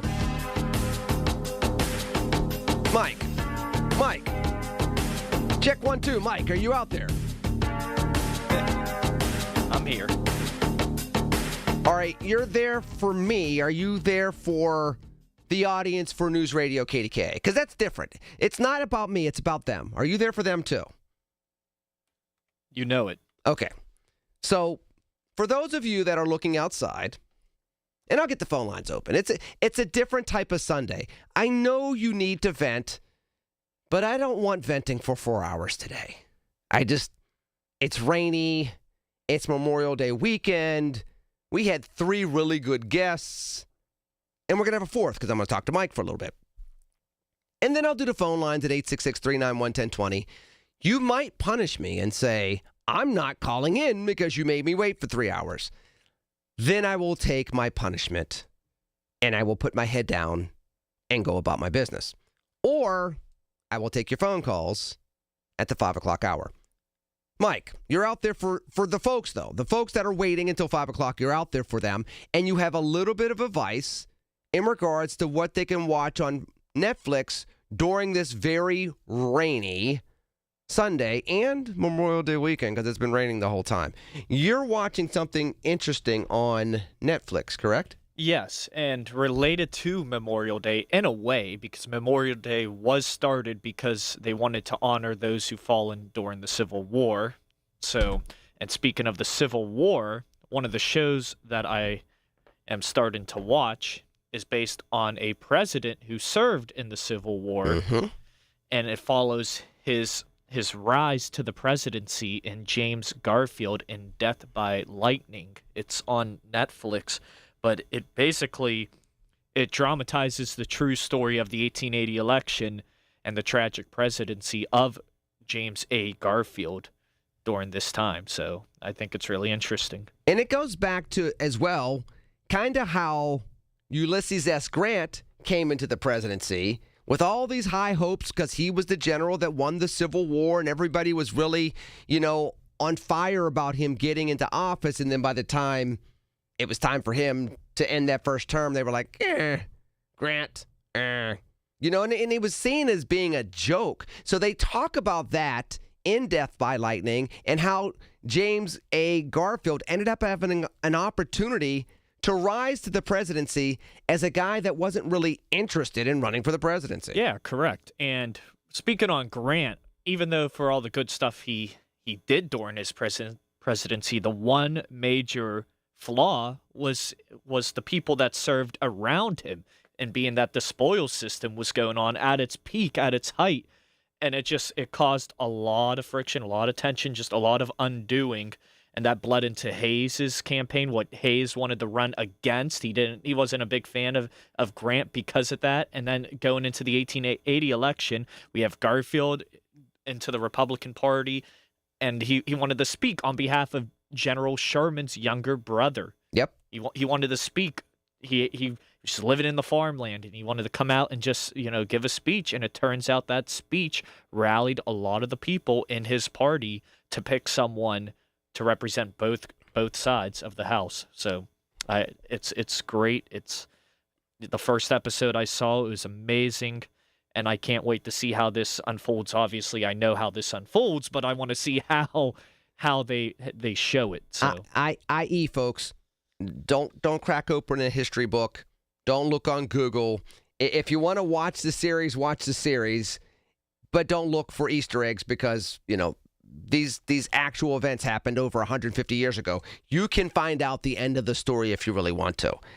Now, for those of you that follow modern-day politics, and we'll get back to death by lightning in a second, what Mike describes in regards to what happened with Garfield going from, hey, I'm minding my own business, to, hey, I'm the presidential nominee, to, hey, I'm the president of the United States, is akin to what transpired in 1976. Now, the difference is, of course, Ronald Reagan was running for the presidency. He did lose the nomination, but Gerald Ford told him to come down and give a few words.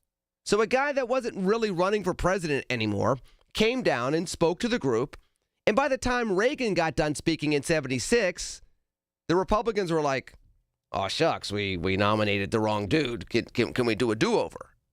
Now, unlike Reagan in 76, back in 1880, what transpired was, and it was different. You got to remember, this was not in front of a convention full of, muckety-mucks like me and Mike. It was more like, real muckety-mucks, people that had all the power because they did all the nominations and things along those lines. It's much different with the conventions. But he was just there to talk on behalf of another candidate. And by the time he got done speaking, they started voting. And in episode 1, you see him going, well, wait, what do you mean I got to vote for president? What do you mean I got to? What do you mean we can consolidate this portion with this portion and consolidate votes? I wasn't here for that. And you can even hear Garfield kind of hearing in the back of his mind, my wife's going to kill me when she hears about this. I think one note that was made on that was that they said he looked pale as death when he found out he won the nomination. Yes. Now, you got to contextualize this, and this is one of the things that I know you as a historian, Mike, you understand. People will look at this and be like, that's a very cool Netflix story. But look at it historically. In 1880, we are less than 2 decades after the end of the Civil War. We're still dealing with a very bitter South. Reconstruction had just ended, which means that you got more chaos going on in the South. You still have, Civil War veterans still all over the place. You have a lot of chaos going on. You still have to be mindful of what's going on overseas because you're still vulnerable there. And then there's this thing called the Industrial Revolution that's also starting to crop up. So the beautiful thing about history, and I know you can appreciate this so far about the Netflix series, is they also look at things not in a bubble, but more so how things actually were. Yeah, it was just such a tumultuous time period, and you covered a lot of the key points. And within that Republican Party that James Garfield was in, you had the stalwarts who wanted to just reward people on who they know, on the spoil system. That's why they championed Grant, and they wanted Grant because Grant was such a big cause of that for his unprecedented third presidential term. But, that didn't go as well, and, it kind of led down the line with Hayes and then Garfield. But one thing that I do want to mention, and you talked about this earlier, not earlier on the show, but in past episodes, is the vice president that ended up serving for James Garfield, Chester A. Arthur, just one of the biggest forgotten presidents, I would say, throughout his time. But obviously, I think if you look deeper than what we saw. I think he was actually a very successful president who brought order back to the presidency, especially, what was going on. Again, he was part of that stalwart system on that Republican side. And the fact that when he became president after Garfield was assassinated, and the only reason he was vice president was to unify that Republican Party, they needed someone from that stalwart side right there with Garfield. So they were like, okay, Chester A. Arthur, he's one of the biggest proponents of the spoils system. He does a complete 180. I believe he signed the Pendleton Service Reform Act? Yes, he did. Which was completely against the spoils system. So I think that not only after Garfield was assassinated, Chester Arthur did a solid job into what was a big unknown, because one of the reasons why Garfield was assassinated was Charles Guiteau thought that he would be given a position of power from Arthur, part of the stalwarts. He thought Arthur would, for some reason, pick him and to serve in office, but once he got rid of Garfield, which is why he had to shoot Garfield, which is why he shot Garfield. Now, of course, the guy didn't get a job, and he died as a result of his crime. Now, it's interesting because the Netflix series, Death by Lightning, go check it out. It's a 4-part series, right, Mike? Yes, it's a 4-part. So go check that out, folks. It's interesting to me because you're like, okay, where did I hear about Chester Arthur on this airwaves before? Well, I was in the award-winning documentary, Dear Mr. President, The Letters of Julia Sand.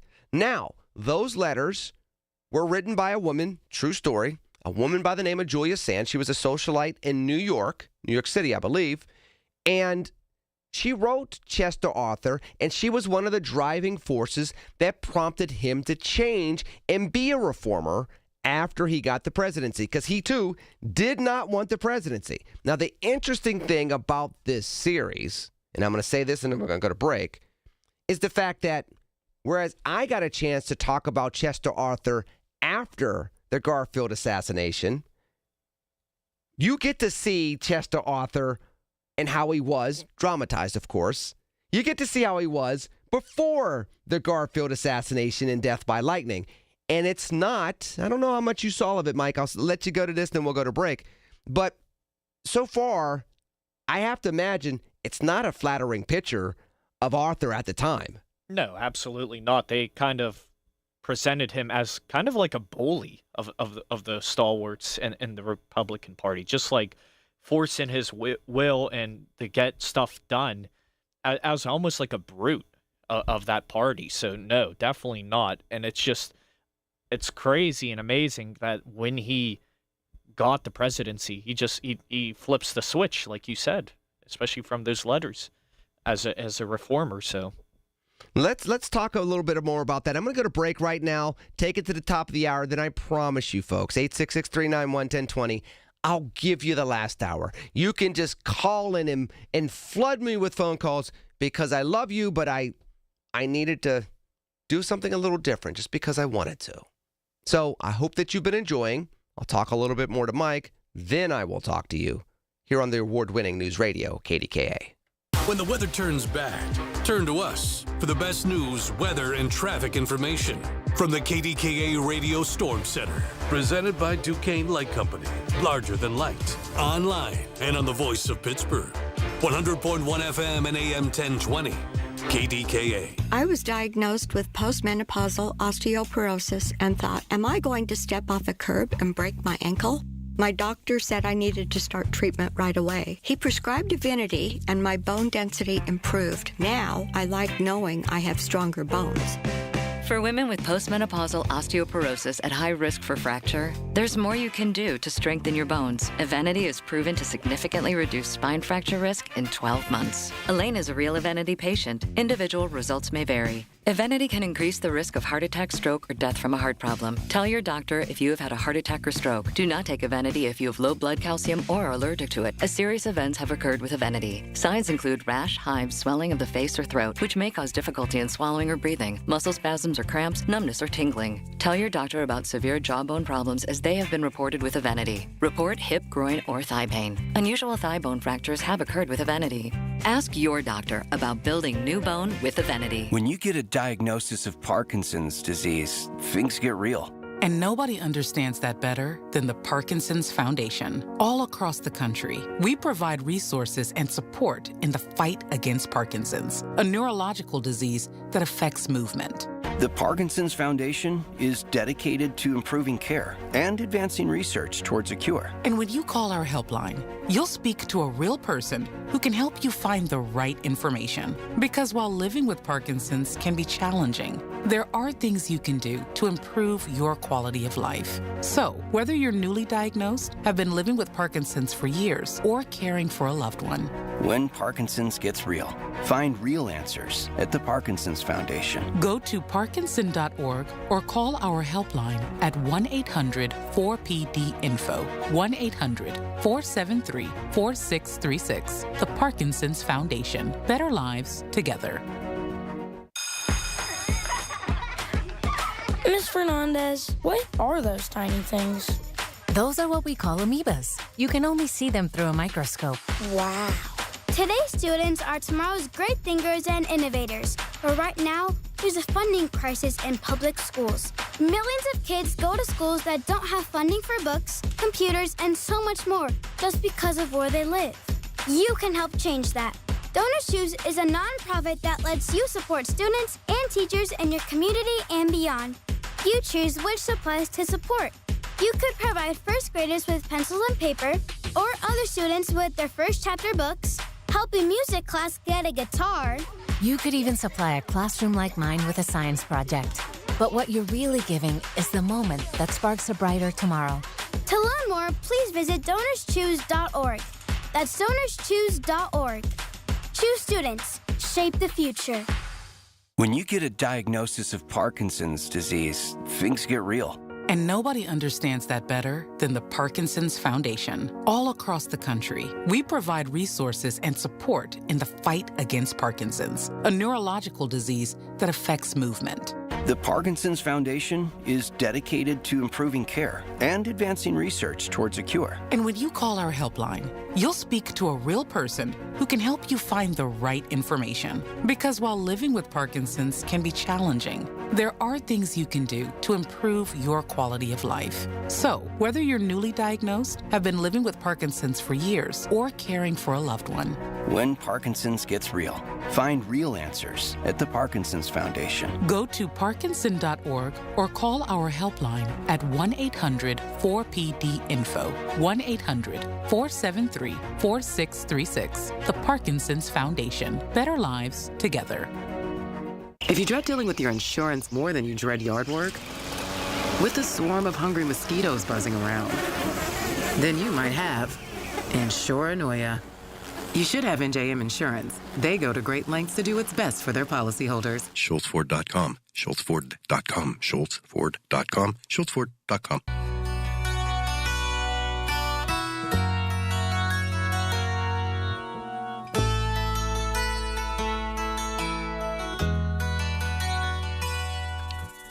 Mike, let me ask you this question if I can, kind sir. You, like me, you enjoy history. You enjoy the study of history. You are really good at it. It's one of the things I learned about you when you first started working here that I was like, that's really cool.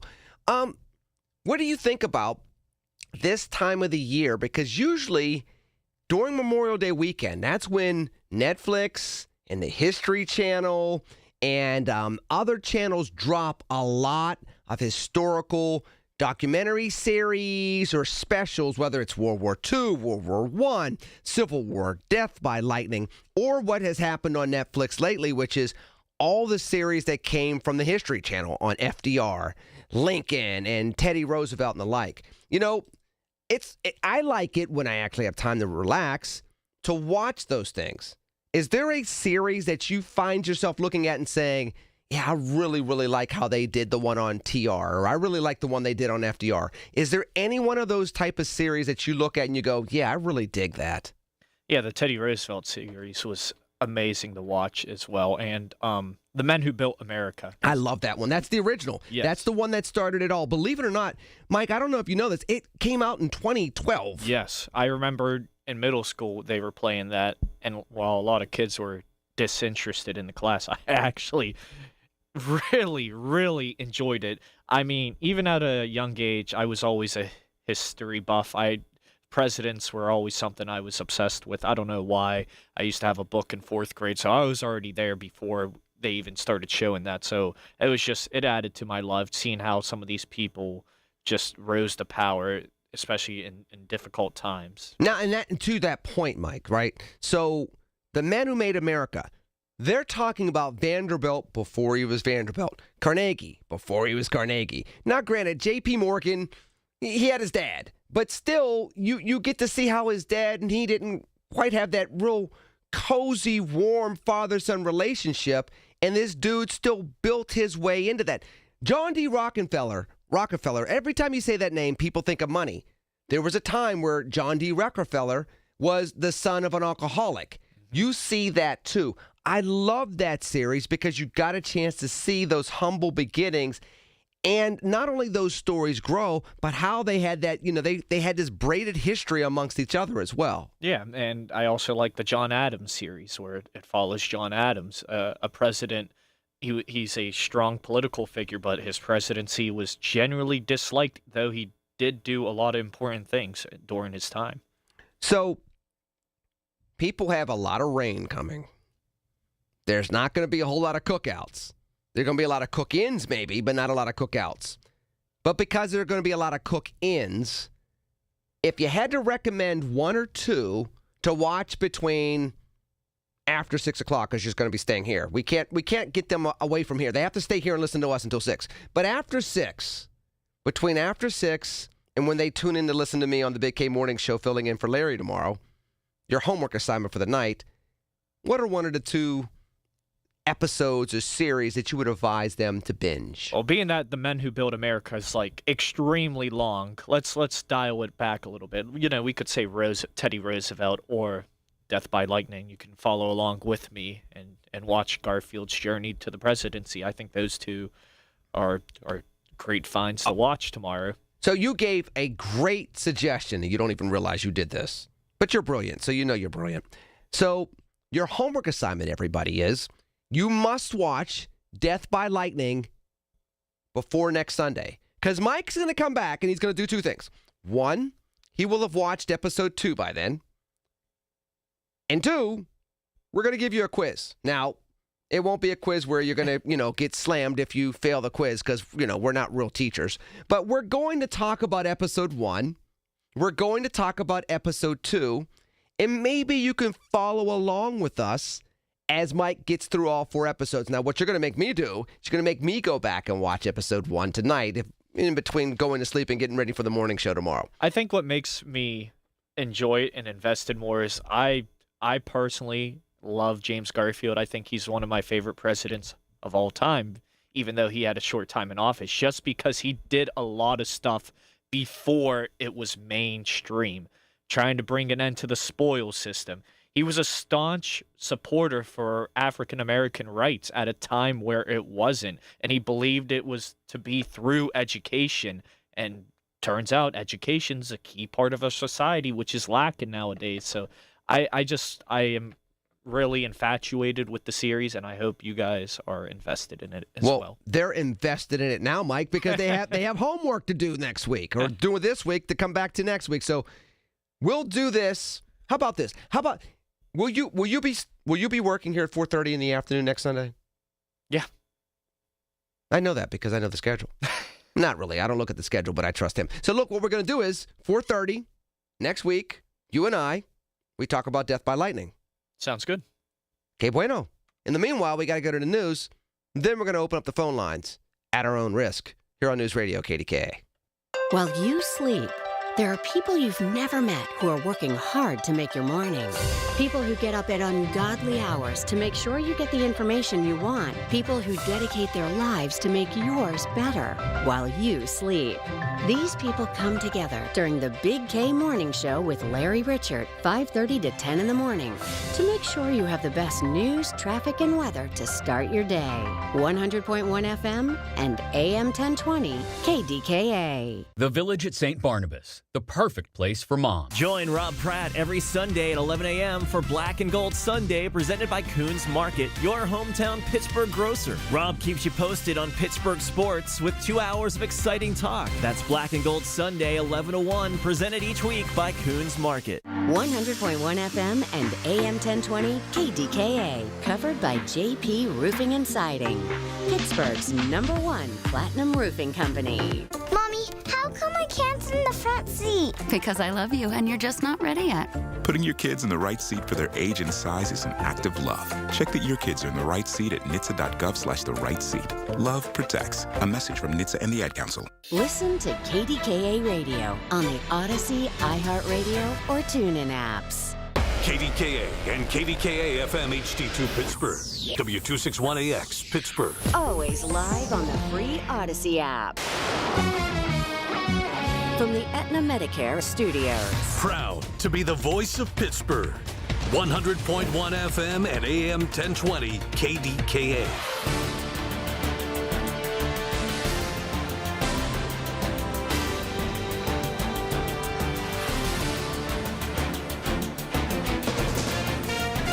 From ABC News, I'm Mike Dubusky. No official peace agreement between the U.S. and Iran, but the two sides do appear to be drawing closer to an interim deal. A senior administration official telling ABC News that this would eventually include Iran's nuclear capabilities. Iran having the capability to develop nuclear weapons is a red line for the U.S. So the U.S. would get a broad commitment from Iran to negotiate a removal of their stockpile of enriched uranium. ABC's Lama Hassan. In exchange, the U.S. would end its blockade around the Strait of Hormuz.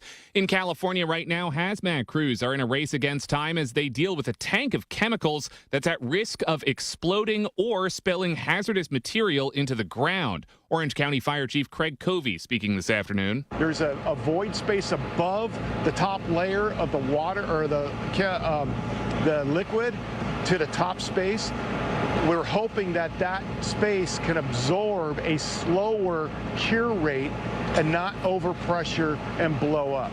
Letting this thing just fail and blow up is unacceptable to us. The tank is at an aerospace facility in Garden Grove, about 30 miles southeast of Los Angeles. Right now, 50,000 people are under evacuation orders, including Robert Palmer. I've worked in refineries my entire life, so I know the danger of the chemicals that they're talking about.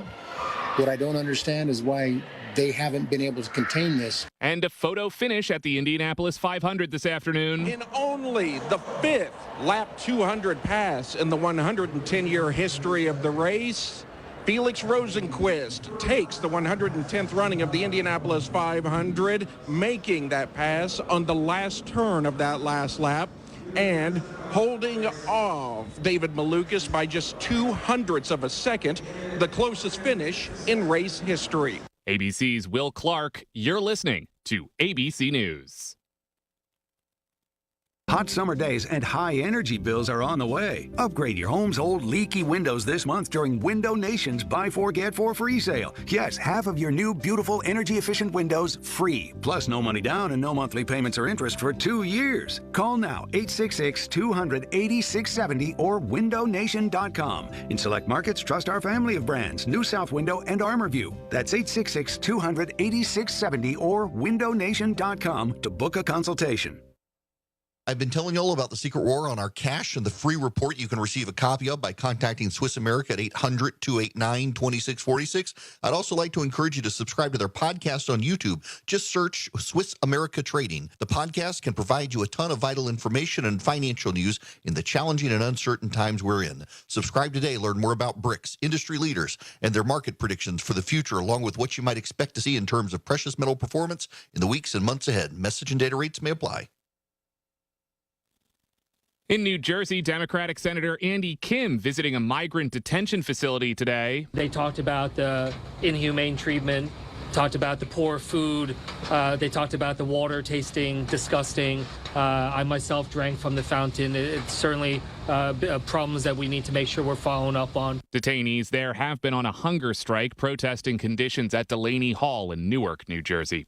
Some bipartisan opposition has emerged against the Trump administration's fund for allies who say they were wrongly targeted by the government. ABC's Brian Clark says this follows several lawsuits. New York Democrat Tom Suozzi tells ABC the so-called weapons weaponization fund is a misplaced priority. Especially in the context of all the problems Americans are facing with the cost of living. They don't want to see a $1.8 billion fund to pay people that beat up cops. People involved in the January 6th attack could apply for compensation. Congressman Swazi has introduced a bipartisan bill to block the fund, along with Pennsylvania Republican Brian Fitzpatrick, who said it bypasses Congress. Asked if fellow Republicans will go along. A lot of them tell me they support it. We'll see how many actually, join us in the effort. Brian Clark, ABC News. In the Democratic Republic of the Congo, there are now over 1,000 reported cases of Ebola and more than 115 deaths, according to the country's Ministry of Communication. Africa's Centers for Disease Control also warning 10 other countries in Central Africa are at risk of Ebola transmission. I'm Mike Dubusky, ABC News. When you get a diagnosis of Hot summer days Parkinson's and high disease, energy bills. things get real. And nobody understands that better than the Parkinson's Foundation. All across the country, we provide resources and support in the fight against Parkinson's, a neurological disease that affects movement.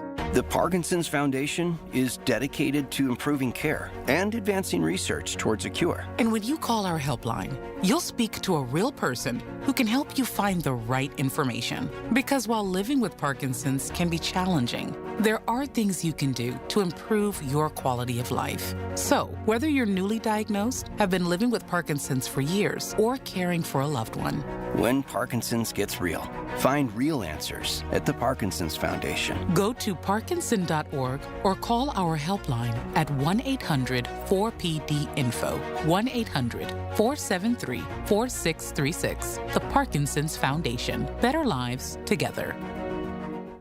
The KDKA AccuWeather forecast is brought to you by JP Roofing and Siding, Pittsburgh's #1 Platinum Preferred roofing replacement contractor. Call 412-829-7711. Showers and thunderstorms around tonight, low 62. A lingering morning shower tomorrow, then some sunshine returns, high 77. Partly cloudy with areas of fog late tomorrow night, low 58. For AccuWeather, I'm meteorologist Kai Erickson on 100.1 FM and AM 1020 KDKA.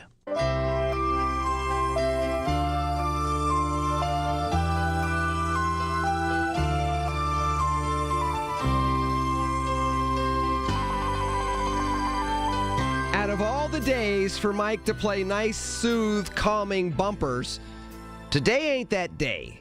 It's gray outside. It's not warm. It's been raining. I've had a long weekend, good weekend, but long weekend, and that is just enough to make me not get through this last hour. I'll get through it with a smile on my face, but it would also be with the sounds of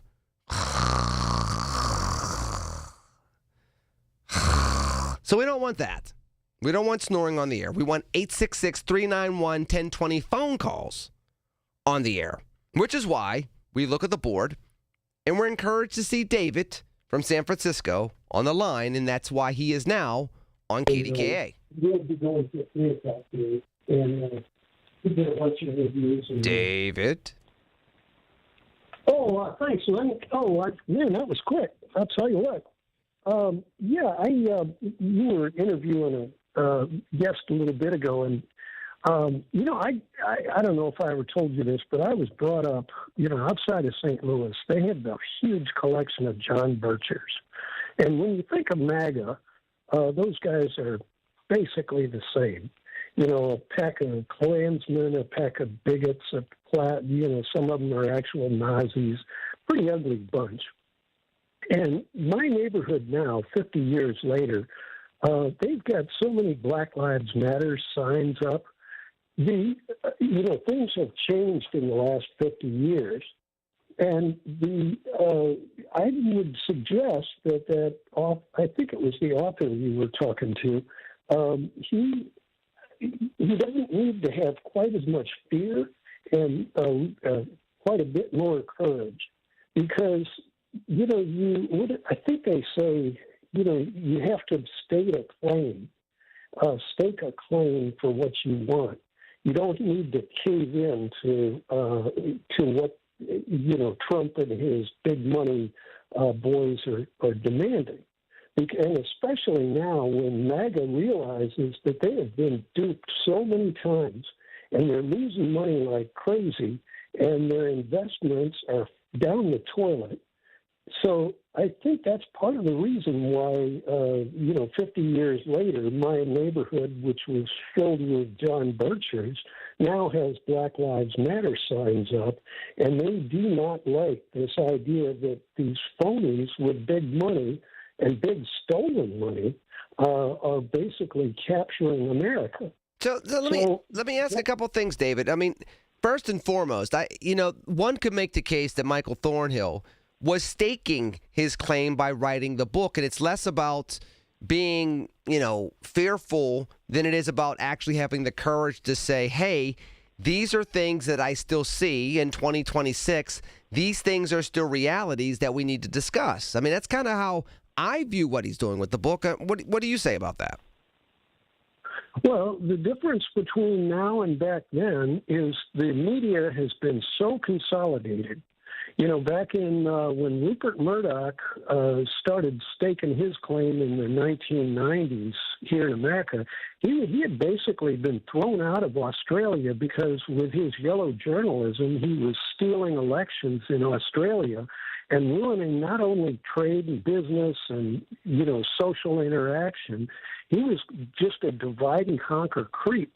And he was about to lose his publishing license in Australia when he came to America, and, George Bush Sr. let him start rolling at the very time. And this was post-Reagan, when Reagan was also seen as a manipulator of Klan and Nazis.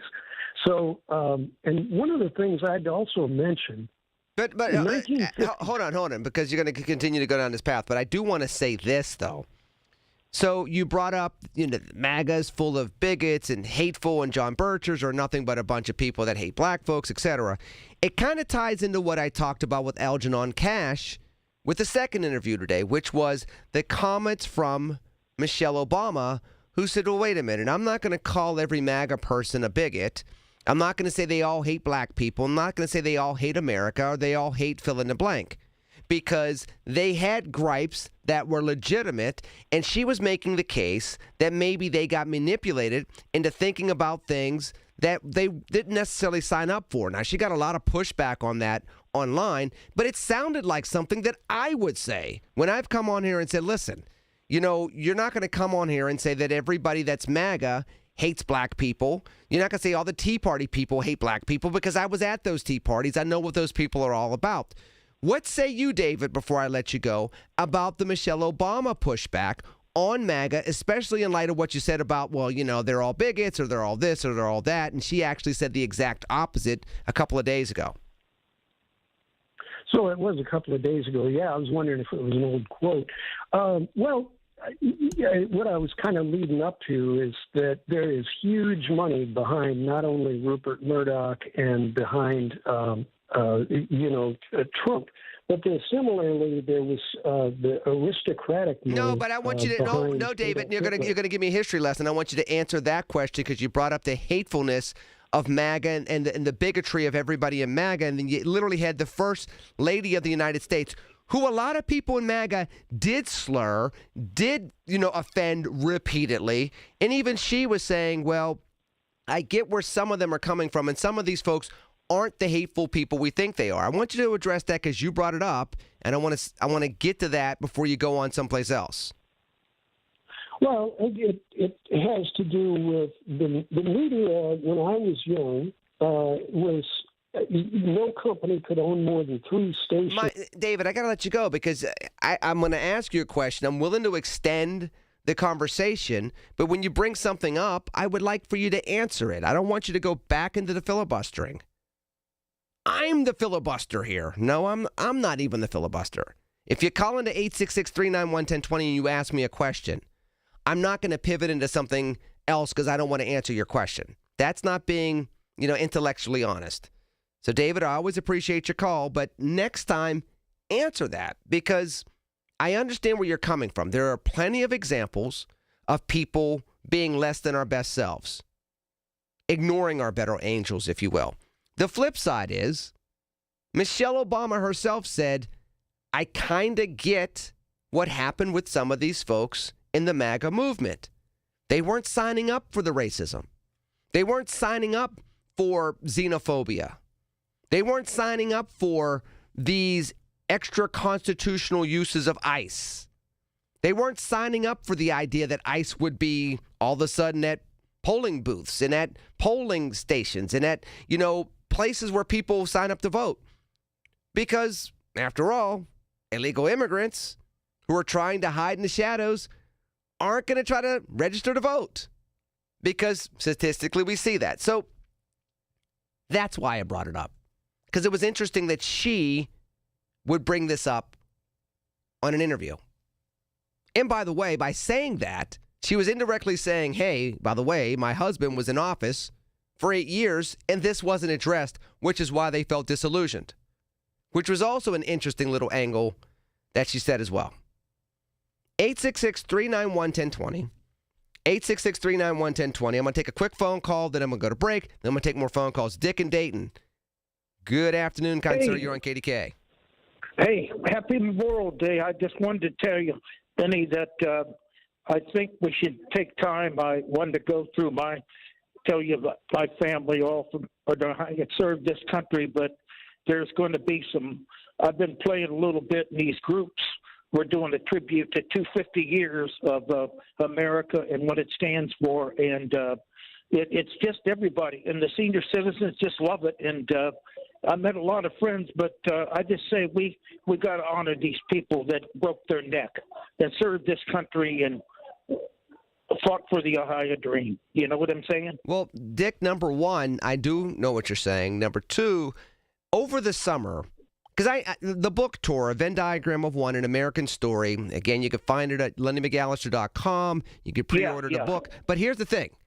I'm putting that part out there for everybody else. I'm putting this part out there for you, Dick. I'm going to come out to Dayton over the summer while I'm doing the book tour because I want to hear you play. Okay. I'll have to give. I'll give your producer. I stay in a nursing home around here. A lot of people have come. It's down by the mall. Don't give me the specifics yet. I'm going to put you on hold. Go ahead and give it to Mike. He's fantastic at that. And what I will do is, as we get closer to when I'm actually going through that area, because right now it looks like I'm going to be doing a book tour in Harlem, in Philadelphia, in Washington, D.C., of course, here in Pittsburgh. I'll likely be doing something in Cleveland. That means I'll likely be getting to the further parts of Ohio. I know I got to go to Chicago as well. Give Mike the information because I want to hear you play. Dick, I appreciate your phone call. I'm actually looking forward to seeing you in person soon and taking a picture with you, by the way. In the meanwhile, Bishop, Ted, Keith, Gary, I saw TJ on there. I don't know if TJ was, shaking his fist at me or if he's calling in. But either way, the phone lines are open for the next 45 minutes. I'm going to take a quick break. Then I'm jumping right back to the phone lines. Here on the Marconi Award-winning News Radio KDKA. Your source for everything that's news. Hear it on News Radio KDKA. Pittsburgh, we've got a problem. Home care is in crisis and there aren't enough caregivers to meet the demand. So if you've got a loved one with Medicaid and needs care, don't wait. Freedom Care was built for this moment. We help you get care at home from someone you already trust. A family member or friend who can get paid to help with everyday needs like meals, medication, bathing, and mobility. If you have Medicaid, it's 100% free to you. No waiting lists. Just real care from your people right now. Freedom Care handles it all. Training, payroll, and support. So you can stay safe and comfortable at home, and your caregiver gets paid after every shift guaranteed. With 97% satisfaction and over 150 million hours of care delivered, Pittsburgh families are already making the switch to care at home. Take care of your own and get paid with Freedom Care. Call 412-844-5990. That's 412-844-5990. Call now, 412-844-5990. 412-844-5990.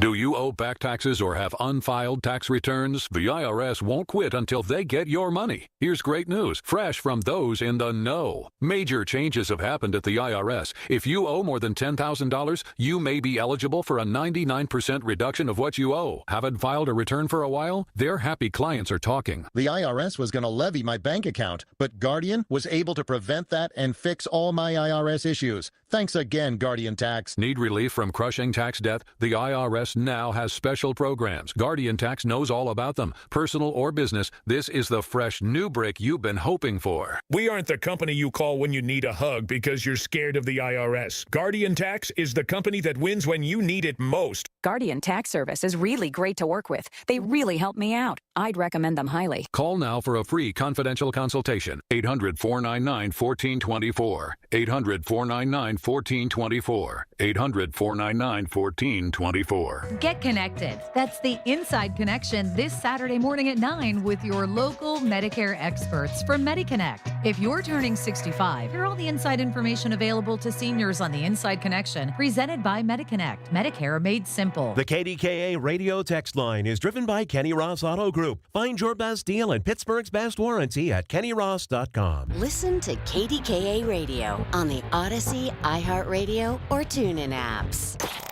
Everything you need, every time you listen. 100.1 FM and AM 1020. KDKA. All right, back to the phone lines, 866-391-1020. Going to Keith in Moon. Keith, you're on KDKA.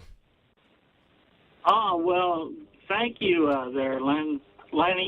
I hope everybody's having a thoughtful and solemn Memorial Day weekend.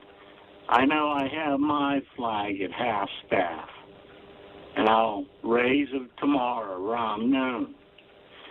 You know what? I wanted to kind of say the Democratic Party is kind of lost. And they have so many bizarre ideas. What do you think about that? I was listening to Fox News, believe it or not, and they had a long lifetime Democratic strategist, Doug Schoen, on there saying the exact same thing. The Democratic Party right now has too many bizarre ideas, such as open borders, men and women's sports, it's just crazy. What do you think there, Len? I think that's the reason. I appreciate your phone call, Keith. I think that's the reason why they lost the 2024 election. Now, we've talked about that ad nauseum, so I'm not going to continue to talk about that ad nauseum.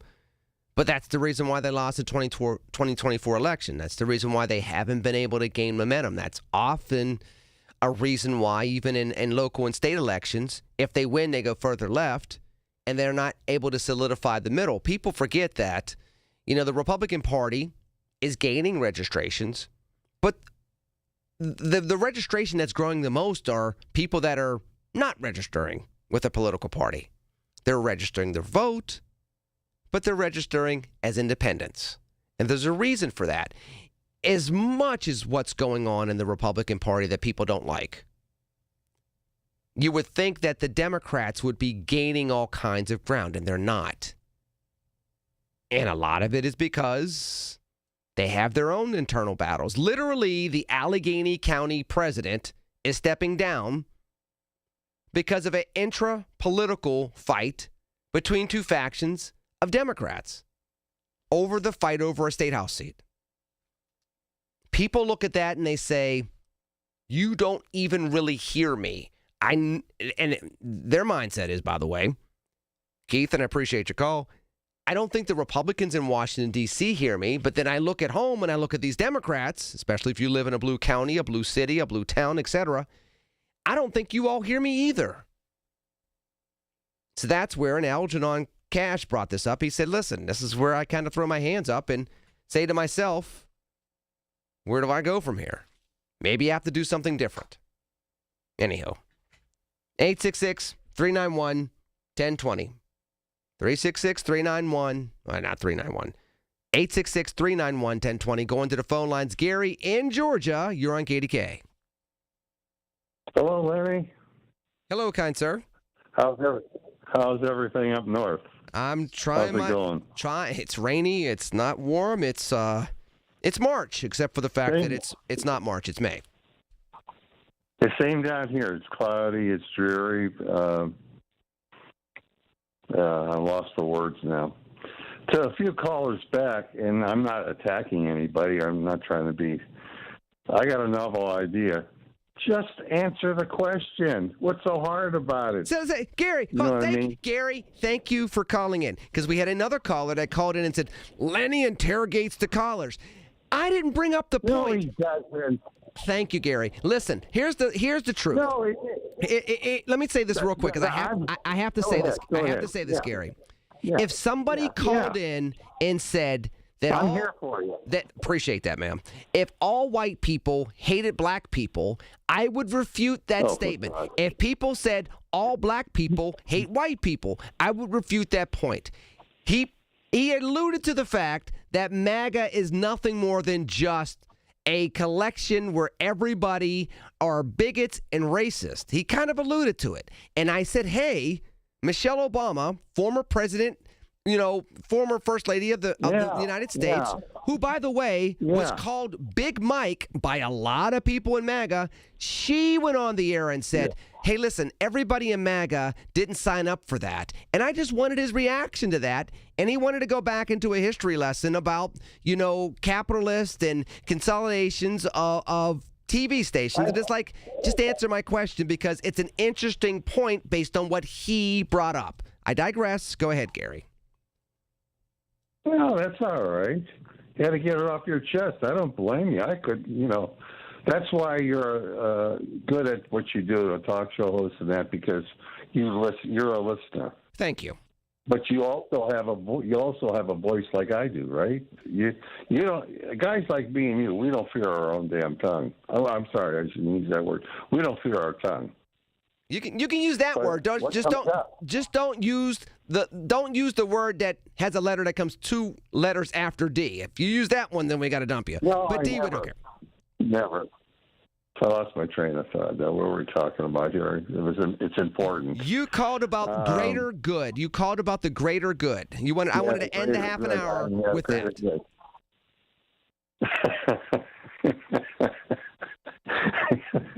All right. I need a good laugh. So, the greater good, yeah. I'm not, this has always bothered me. Why is it so hard? I know people have different opinions on whatever. Food, drink, what kind of cars you like, politics, everything. But why is it so hard to figure out what the greater good is on a subject you talk about, that you differ on? Isn't that a challenge? Gary, I'm going to say this and I'm going to take it to break. I appreciate your call as always. I think it's difficult because it takes people to think outside of themselves.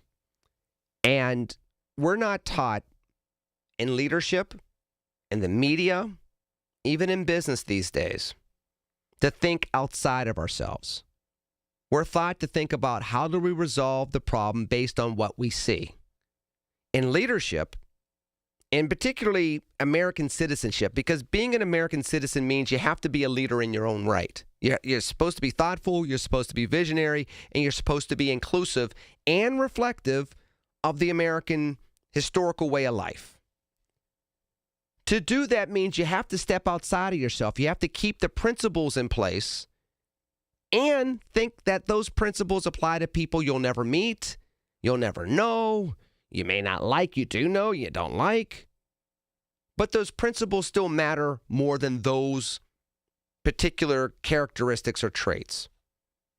We don't teach that anymore. Not in the media, not in social media, not in politics, not in cultural leadership, not in business, not in schools. And until we get back to teaching that reality and people can act and lead and love and connect with that in mind, we're going to be stuck. So the greater good has to go back to us understanding that the greater good lives outside of us as well as within us, and then connect each other to each other to have the greater good come about. Joanne, Ted, Bishop, I get to you after the news. Half an hour news at the bottom of the hour, coming up right now from ABC News. Then I get back to the phones on News Radio KDKA. Hello, this is Lester Botkin, Chief Investment Officer of Botkin Family Wealth Management, where I work with my dad Les and my sister Sarah. We recently got a card in the mail from a person we don't know telling us how much she loves the American flags flying outside our office. It meant a lot to us. We lined the road in front of our building with flags to mark patriotic holidays, and last year we installed a towering flagpole with both the American and Marine Corps flags waving proudly, as I served 5 years in the Marines before returning to school to study economics. We honor America because we love America, and we're grateful for the opportunities she provides. The day we opened the doors to our family business was one of the best of my life. Our American workplace encourages and rewards risk-taking, innovation, and hard work. We feel lucky to work with people who've prospered in a country that helped them achieve personal and financial success. We don't take the privilege of living here for granted, and we are proud to be Americans. Visit us at BotkinFamilyWealth.com. Securities offered through LPL Financial, member FINRA SIPC. Not talk. Sometimes you just need to be the ears of Pittsburgh. Just listen. Listen to what you have to say. These are complicated and uncertain times. But when you need us, we're here for you. And we're listening. A trusted source that you can count on to be here. 100.1 FM and AM 1020 KDKA. Mommy, how come I can't sit in the front seat? Because I love you and you're just not ready yet. Putting your kids in the right seat for their age and size is an act of love. Check that your kids are in the right seat at nhtsa.gov/the right seat. Love protects. A message from NHTSA and the Ad Council. News, weather, traffic, and business every day. Hear it on News Radio KDKA. From the Aetna Medicare Studios. Proud to be the voice of Pittsburgh. 100.1 FM and AM 1020 KDKA.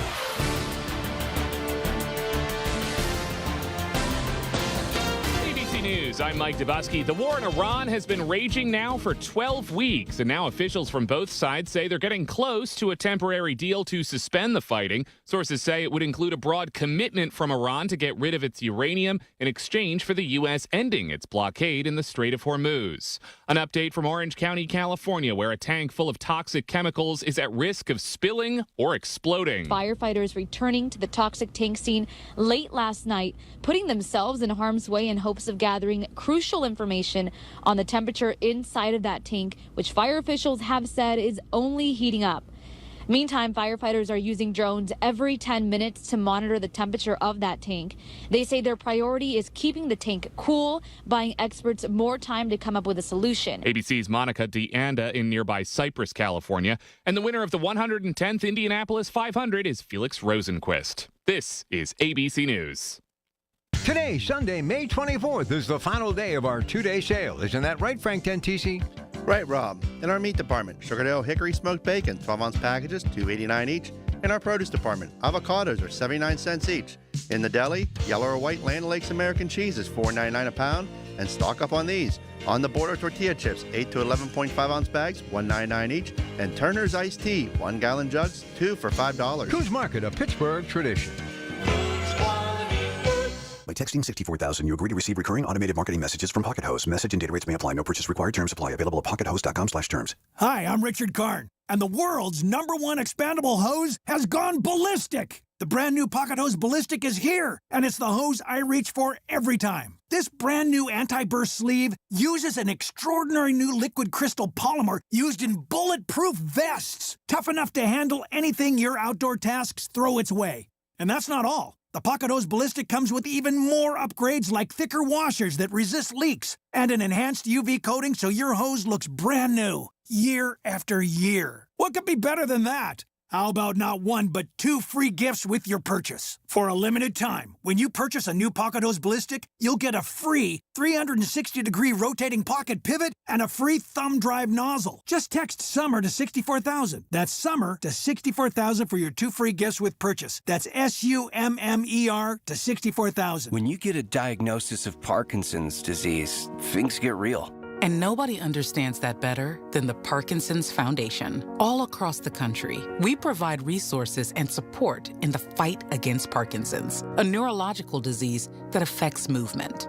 The Parkinson's Foundation is dedicated to improving care and advancing research towards a cure. And when you call our helpline, you'll speak to a real person who can help you find the right information. Because while living with Parkinson's can be challenging, there are things you can do to improve your quality of life. So, whether you're newly diagnosed, have been living with Parkinson's for years, or caring for a loved one, When Parkinson's gets real, find real answers at the Parkinson's Foundation. go to parkinson.org or call our helpline at 1-800-4PD-INFO, 1-800-473-4636. The Parkinson's Foundation. Better lives together.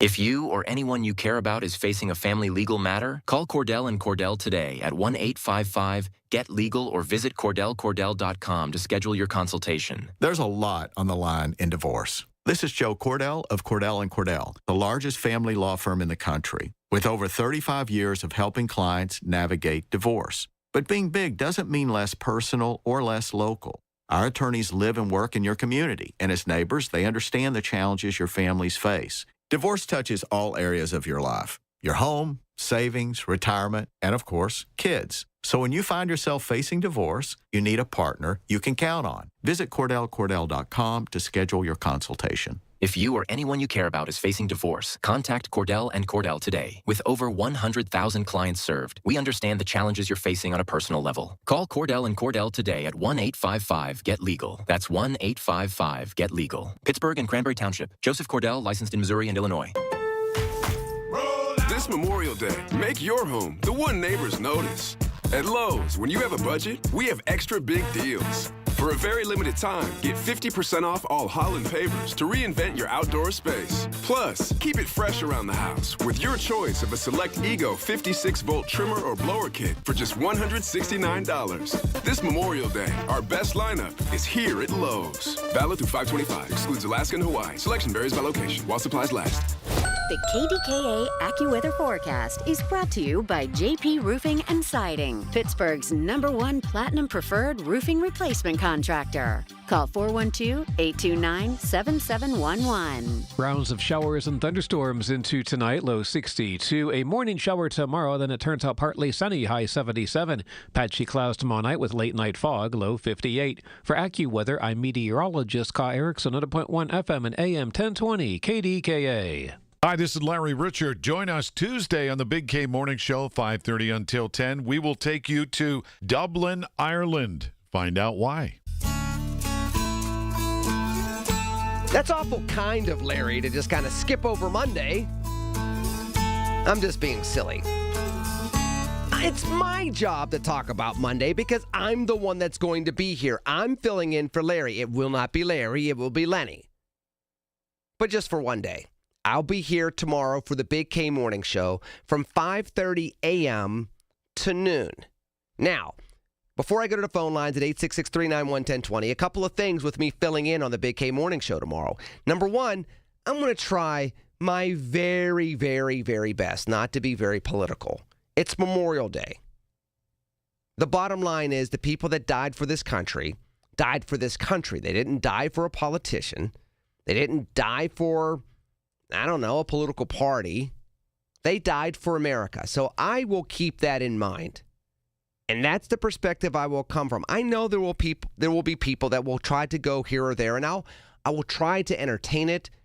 But just know that, one, that's not really the brand of the Big K Morning Show. The Big K Morning Show is a place where all Pittsburghers and people in our region are welcome.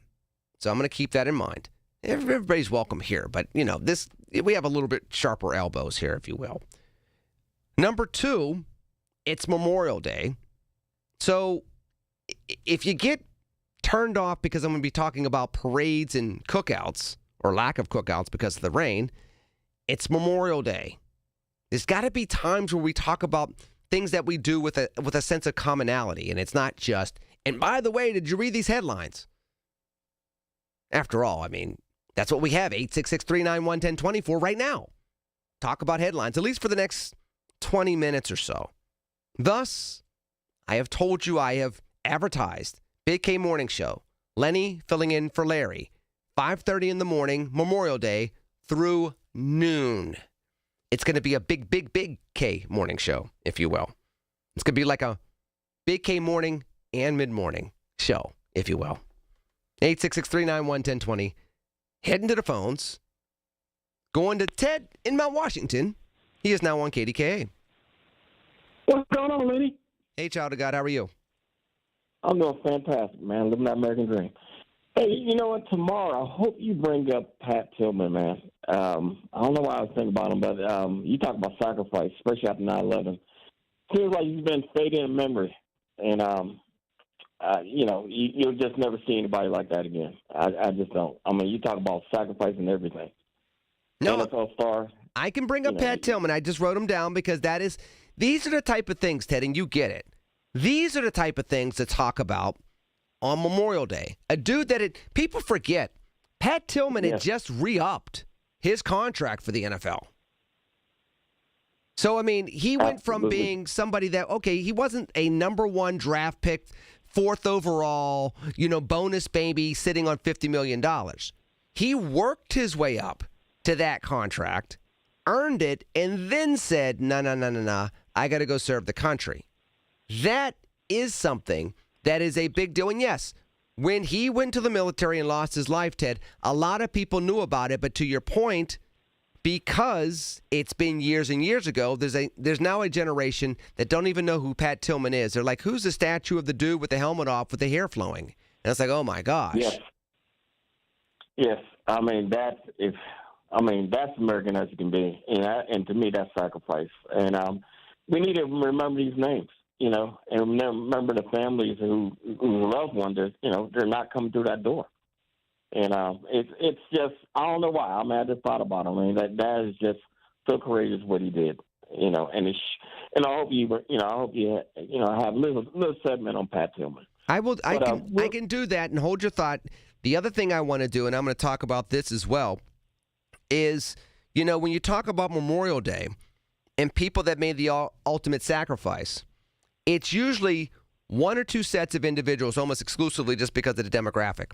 It's either very young kids that never had a chance to even start experiencing adulthood, people that die at 18, 19, 17, 20, even 23, 24. They didn't really get a chance to be full-fledged adults. It's either that demographic or people that left behind very young kids.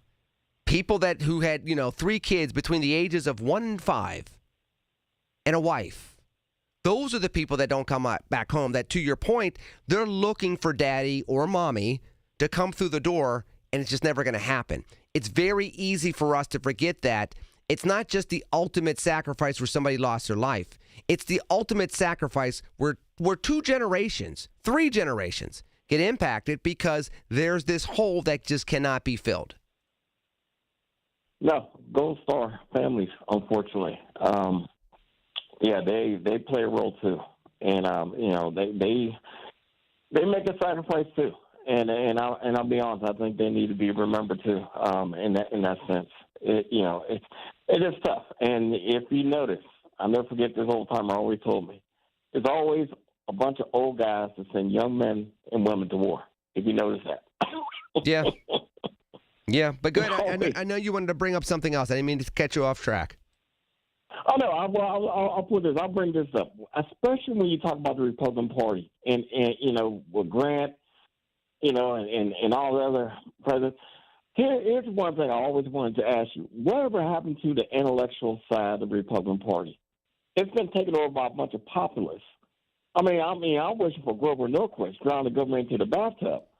I mean, what happened to the Bill Kristols? The William F. Buckley, what happened to the intellectual part of it? Well, I'll answer that question. I'm going to have to let you go because I got other callers. To answer that question, Ted, and I appreciate your phone call, and I'll be around for 6.5 hours. Call in tomorrow morning as well as you're cooking out or cooking in. A lot of that, 1, takes principles. 2, you got to understand your principles. You got to be able to explain your conservatism. I can explain my conservatism in the sense of affirmative action. I can explain my conservatism in the sense of the civil rights movement. That makes me an authentic constitutional conservative, but that also knows my principles. If your principles are based on pure populism and whatever way the wind blows, one, you don't have to be very deep about that. Number two, you can't really build theories about that because, the populism may not last that long. The trend may not last that long. I mean, at one point in time, it was about, for example, bringing jobs back home. That's why we didn't sign up for TPP when Trump ran in 2016. Then it became the tariffs are going to bring jobs back home, which is antithetical to, free market principles over the last 80 years. But it takes you having a principle to understand, to ferment, to develop, to analyze, to tweak where necessary, and to really allow to build out. You only have that with real theories. Populism, particularly modern-day American populism, is not based on theories or principle. More often than not, it's built on rage. And by the way, as you well know, rage can be very, very, very anti-intellectual. So I think I got to the answer to the question that you had. But you'll check me tomorrow or the next time you call in if I didn't. And I love the way we roll like that. 866-391-1020. Bishop and Denora, you're on KDKA. Yes, Brother Lenny. Listen, real quick here. Troy O'Connor is going to have to take responsibility for that violence downtown, that stabbing the other night. Number two is, I hope you bring up tomorrow about, a lot of people don't give him a lot of credit, the boys from Midway who defeated the Japanese in World War II, because if it had not been for them in Midway, everybody talk about D-Day in Europe, that was the European theater. We would have been a different country had they got past Midway. I hope you talk about them. They don't get enough credit. I always talk about them. I'm taking request. I just wrote it down. Number three is, number let me get to number one. Number one is, we'll find out what this mayor is going to do. The same charm offensive goodwill tour that the Post-Gazette had with the Gainey administration. We'll see how long it lasts with the O'Connor administration. If they're going to give them goodwill passes based on the business community but not on crime, that's one thing. At the same exact time, if these type of things continue in downtown Pittsburgh and in pockets of the city and they don't fix it, including, for example, Station Square, Market Square, if that doesn't get fixed, the goodwill in the press is going to end soon. Go ahead, number three. Well, here's my thing, and you're right. The NAACP, I am so upset with them. They were disappeared when Gainey was running for office, and they're not existent in my. Matter of fact, they're on hiatus. That's what they call it. That's why I had to start doing some things here in the Mon Valley. But here's the thing that I'm upset, and I'll be doing some things nationally myself, is that they're wrong. They don't have a plan set up for these kids. They want them to boycott the SEC with no plan in place, in my opinion. Now, is it right? Yes. But have I even asked Don Staley, who is not arguably, the best black coach, male or female, in the Southeast Conference? All right. Number two is a difference, but they're trying to make a coalition between these kids and the kids in the South in 65, 66 thereabouts, when the dogs were sick on them. Different ball game. Well, hold on. The difference is, number one, I'm going to have to let you go after this. Number one, just to put it out there, I'm going to be emceeing the Pittsburgh NAACP annual dinner on June 5th. So I will have a chance to talk to local leadership here about the things that are going on nationally. Number two, in regards to the NAACP and the SEC, there's an argument to be made that those kids are getting paid. They are economic free agents. They have some agency in this. Now, I know there are people that are saying the 19-year-old kids, leave them out of it, let them just play games. Yeah, let them make their money. Yeah, but you act like there are not colleges on the West Coast that can pay the same amount of money, or colleges in the middle part of the country that can pay the same amount of money, or colleges in the Northeast that can pay the same amount of money. There are other power 5 conferences that can pay the same amount of NIL money. Maybe not Alabama, but there are others. So there is a tie between the 1960s and now, especially when you're talking about voting rights. Now, do I agree with the strategy? That's another conversation that we can have that I don't have a lot of time for right now. But to say that there's no tie, that it's wrong for them to at least try to find a lever to leverage, that's an economic lever. Let's think about how much money the kids would make, and let's think about how much money the schools make from college football and college basketball. Those 2 sports drive everything else in their athletic departments, particularly in the SEC. It's not the craziest idea. I'm not saying it's the best idea, but it's not the craziest idea. 866-391-1020. Joanne, you're on KDKA. Hi, Lenny. I just want to say that I am very, very upset, and I'm a big proponent of the vets, have been, because I had family members that I watched. I just helped them. Anyway, here we have vets. There was a time when they had to fight for their medical and their dental.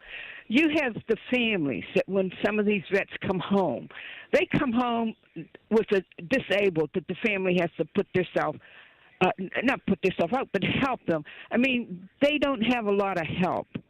The vets, and we had this man in the White House that said he wanted to get $1.8 billion to give to criminals.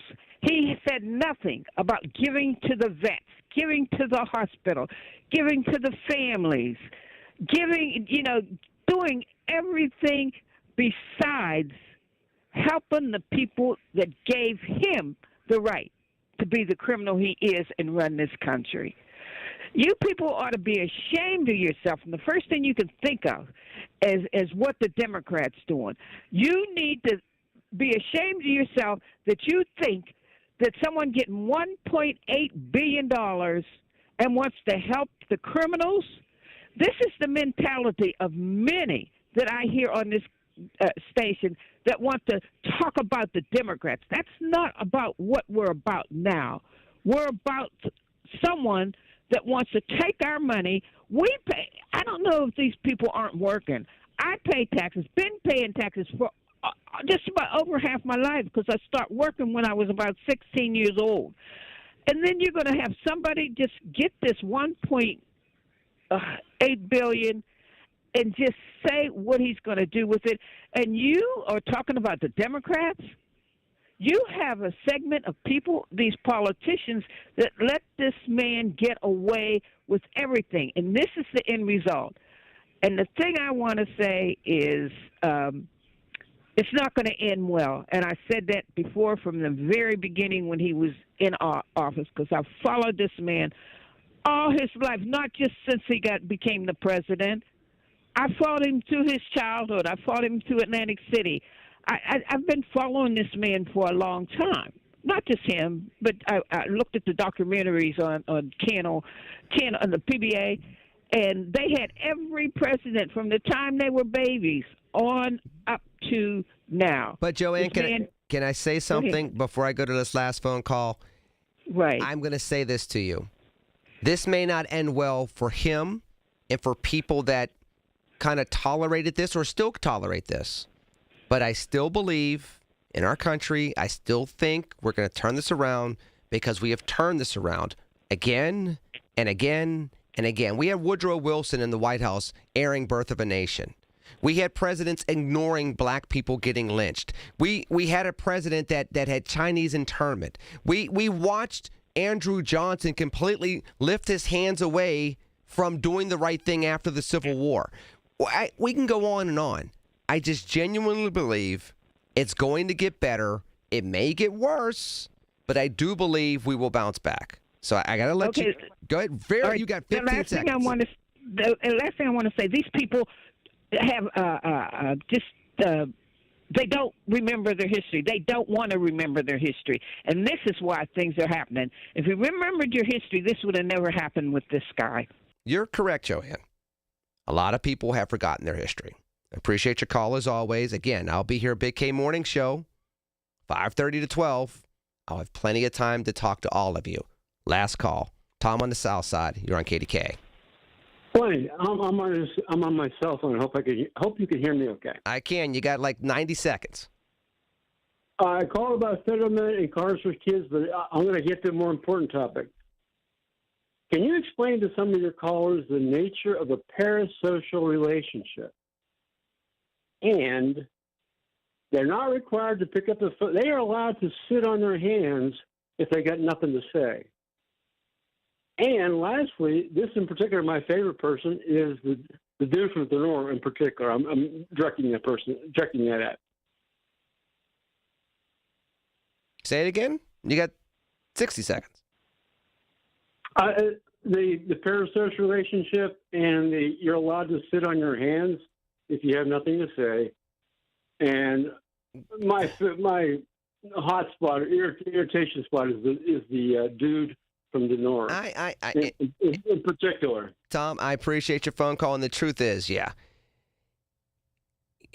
In modern day America, with social media, podcasts, TikTok, Instagram, X, Facebook Live, and the like, everybody is a movie star. Everybody's a TV star. Everybody has a hot take. And that's a problem. Because everybody that can doesn't mean they necessarily should. And most people are not trying to fix what they see is clearly broken. They'll commentate on it. They don't know how to fix it. We need more people that know how to fix it. And that will do it in a way without a camera in their face. Unlike me, as I'm getting off the air today, and unlike me on the Big K Morning Show, tomorrow morning starting at 5:30 a.m. Tune in for your Memorial Day. I will take callers. It'll be a little different than Larry's show because I'm going to be doing a little bit of Marty's